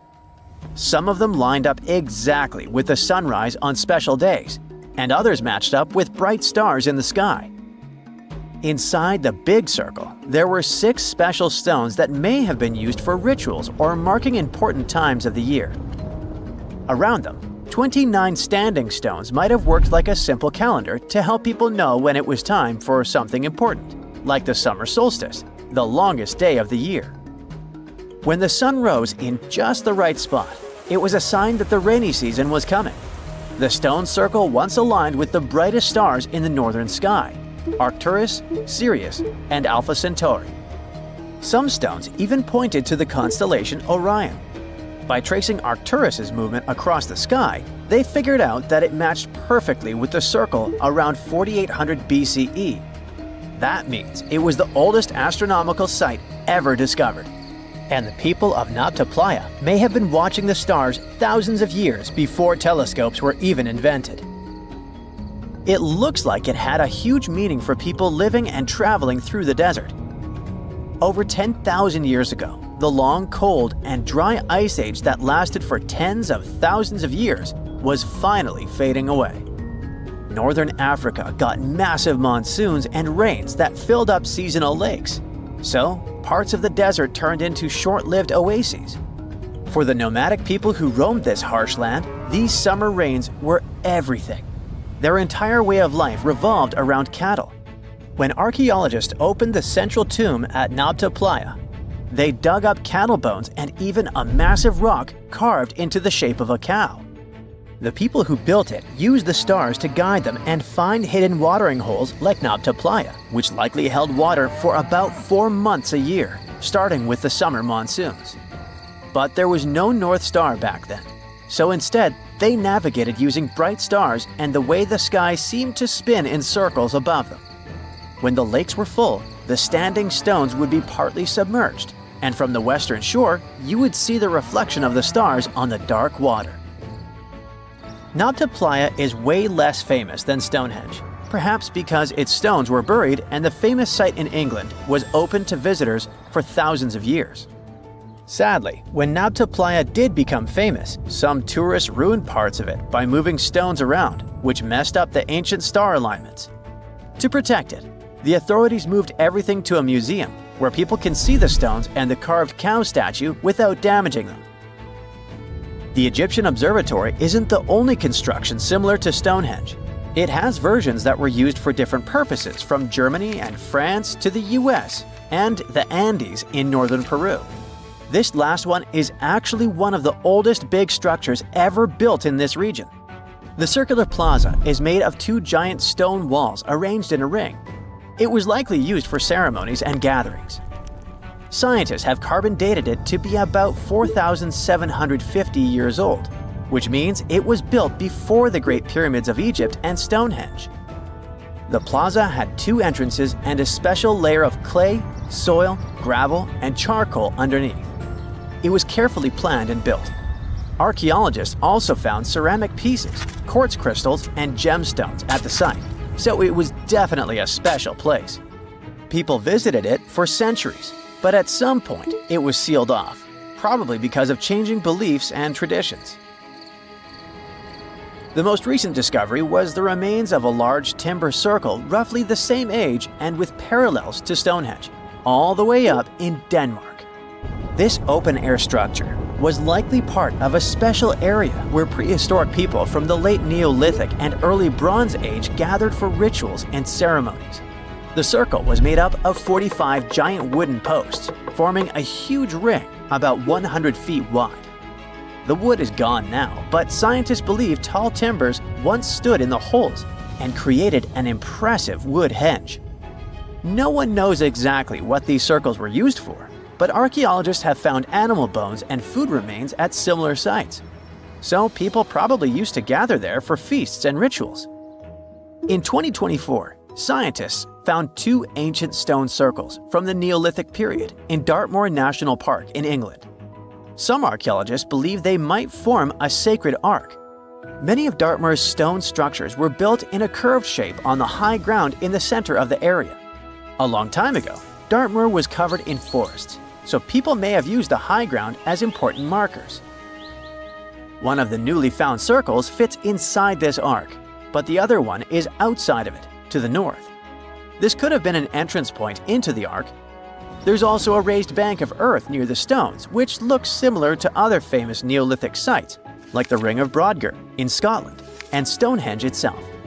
This means the people who built these circles may have visited Stonehenge or been inspired by it. Archaeologists in Oman found ancient stone monuments called triglyphs, which got the nickname Arabian Stonehenge. They were finished about 2,000 years ago, but no one knows for sure who built them or why. Scientists also found stone hand axes that are incredibly old, between 300,000 and 1.3 million years old, from the time when the first humans left Africa. At another site in central Oman, archaeologists discovered a Neolithic tomb from around 5000 to 4600 BCE. There are 2 chambers with the bones of dozens of people inside beneath a giant megalithic structure. Nearby, they also discovered rock carvings that were made by people who lived in the area. And then there is another Stonehenge look-alike, this time in Saudi Arabia, that was used as an apartment complex thousands of years ago. Archaeologists discovered a total of 345 stone circles by looking at aerial photos of a lava field. Each circle is between 13 to 26 feet and has at least one large standing stone in the middle. These structures still have remains of stone walls and doorways. Stone circles like Stonehenge are often linked to ceremonies and rituals, but scientists say that many early houses were actually built in round shapes, and rectangular homes only became common much later in history. Miles and miles of yellow sand, treeless mountain ridges, and scorching hot sun over your head. And suddenly, something you'd never expect to come across in a barren desert. A small group of overexcited people. They're as happy as you would be if you'd won a lottery. They've just found an ancient tomb, once flooded with its walls in bad shape. But the stuff they discovered inside proves that this is the burial site of one of Egypt's most mysterious pharaohs. Historians have been hunting for his tomb for years, but no one expected it to hide ancient treasures. Fast forward. After careful examination of the site, Egyptian officials have announced the discovery of the tomb of King Thutmos II. It's the last missing tomb from Egypt's 18th dynasty. And this is also the first royal tomb found since King Tutankhamun's was discovered in 1922, in more than 100 years. A team of Egyptian and British archaeologists found the tomb in the Theban Mountains area, west of Luxor, near the famous Valley of the Kings. Before this, the site was only known as Tomb C4, but during their excavation, the team found clear evidence proving it belonged to King Thutmos II. Archaeologists actually found the entrance and main tunnel leading to the tomb in 2022. But at first, they thought it belonged to a queen because it was near the graves of Thutmos III's wives. It was also close to Queen Hatshepsut's tomb. Originally, it was prepared for her when she was just a royal wife. But everything changed when she became pharaoh. But we'll talk about this twist of fate a little later. But soon they realized that their discovery was much more significant. They found alabaster jars with Thutmos II's name and the words "deceased king" written on them. That's when they realized that the tomb was actually his final resting place. Sadly, Thutmos II's tomb has seen better days. According to the head of Egypt's antiquities sector and the leader of the Egyptian excavation team, the tomb suffered major damage from ancient floods not long after the pharaoh's death. Water swept through the burial chamber, likely destroying or displacing many of the original artifacts. Much of what had been once inside the tomb was moved elsewhere in an attempt to salvage it. The researchers found out that the tomb had a basic design, with an entrance, a sloping main corridor, and a burial chamber. The corridor was coated in white plaster and rose about 4.5 feet above the floor of the burial chamber.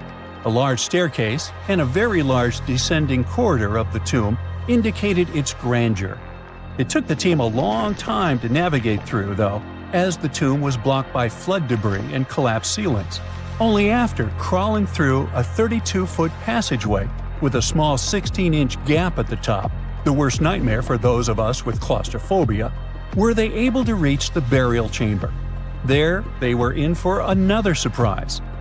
They cleared the debris, expecting to find the crushed remains of a burial beneath. But the tomb turned out to be completely empty. And it was not due to robbery. It had been deliberately emptied. The researchers soon realized that the tomb had been flooded, since it had been built underneath a waterfall. It happened just a few years after the king's burial, so the contents of the tomb were moved to another location. That's why there was a second corridor in the tomb.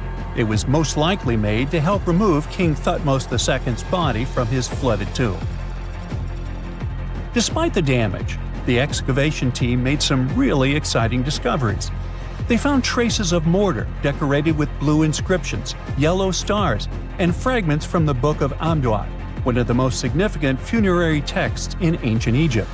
The book was meant to guide the deceased through the underworld, ensuring a safe journey to the afterlife. Now, how about we sneak a peek at ancient Egypt's 18th dynasty? It was all about conquering lands, expanding the empire, and building jaw-dropping monuments. Some of the biggest names from that era, Thutmos I and Thutmos III, both legendary warrior kings who left their mark in history. Thutmos I was a fierce fighter who led major military campaigns, pushing Egypt's border further south than ever before, all the way to the fourth cataract of the Nile.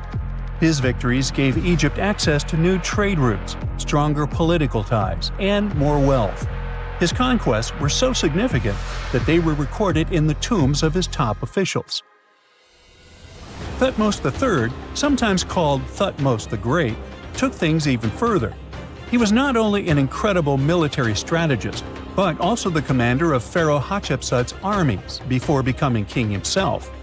He led between 17 and 20 military campaigns, winning every single one and expanding Egypt's empire to its peak. He even created the world's first navy. Thutmos III is often remembered as Egypt's greatest warrior pharaoh. And sandwiched between these two powerhouses was Thutmos II, a pharaoh who doesn't get nearly as much attention. Hey, the middle child, right? His reign lasted only about 5 years before he passed away at around age 30 in 1479 BCE. He is kind of a mystery. No one really knows what he accomplished. For the longest time, even the location of his burial site was totally unknown. His body was actually found in the 19th century. It was just lying around in the mortuary temple of Deir el-Bahari, in a secret chamber where priests used to hide royal mummies centuries after their original tombs were looted by grave robbers. In other words, Thutmos II's body must have been moved from his original resting place at some point in history to protect it. During his lifetime, Thutmos II made at least one major impact on Egyptian history. He married his half-sister Hatshepsut. That might not sound like a big deal, but it helped her become Egypt's greatest female pharaoh after he passed. The catch? She kept her stepson, Thutmos III, off the throne for decades. When he finally took power, he erased her name from history out of spite. And still, Hatshepsut is one of Egypt's greatest pharaohs, no matter if you're talking about a man or a woman. She brought a lot of wealth and art to Egypt. She led a big trading trip to a place called Punt, where she brought back things like gold, ebony, and incense. She also made sure her name lasted by building amazing structures that we can still see today. At Karnak, she added huge obelisks. One of them is still standing tall. She also was the one to build the Temple of Deir el-Bahari with its countless columns. She was buried there. Interestingly, Hatshepsut was often shown in art as a man with muscles and a beard, like how pharaohs were usually depicted. But she made sure there was always something in the artwork that reminded people she was a woman, like calling herself Daughter of Re or His Majesty herself. When she passed away in 1458 BCE, Egypt wouldn't have a female ruler as powerful as her until Cleopatra, about 1400 years later. According to Egypt's Supreme Council of Antiquities Secretary General, isn't that a mouthful? Hatshepsut's name actually appears in Thutmos II's tomb. meaning she might have even handled his burial. As for their final resting places, well, Hatshepsut was buried in the Valley of the Kings, and Thutmos II's mummy is now in the National Museum of Egyptian Civilization, alongside other ancient Egyptian rulers. It gives visitors a rare chance to see the remains of a nearly forgotten pharaoh. Now, experts consider the discovery of his tomb to be one of the most significant in recent years. The artifacts found there add important details to our understanding of the history of the region and Thutmos II's rule. And even though the tomb's design is fairly simple and follows the same architectural style preferred by later Egyptian rulers, its historical importance is undeniable. In any case, the mission isn't over yet. Archaeologists are now focusing on solving another mystery. Where did the rest of the tomb's contents end up? The team is determined to continue their search. Who knows what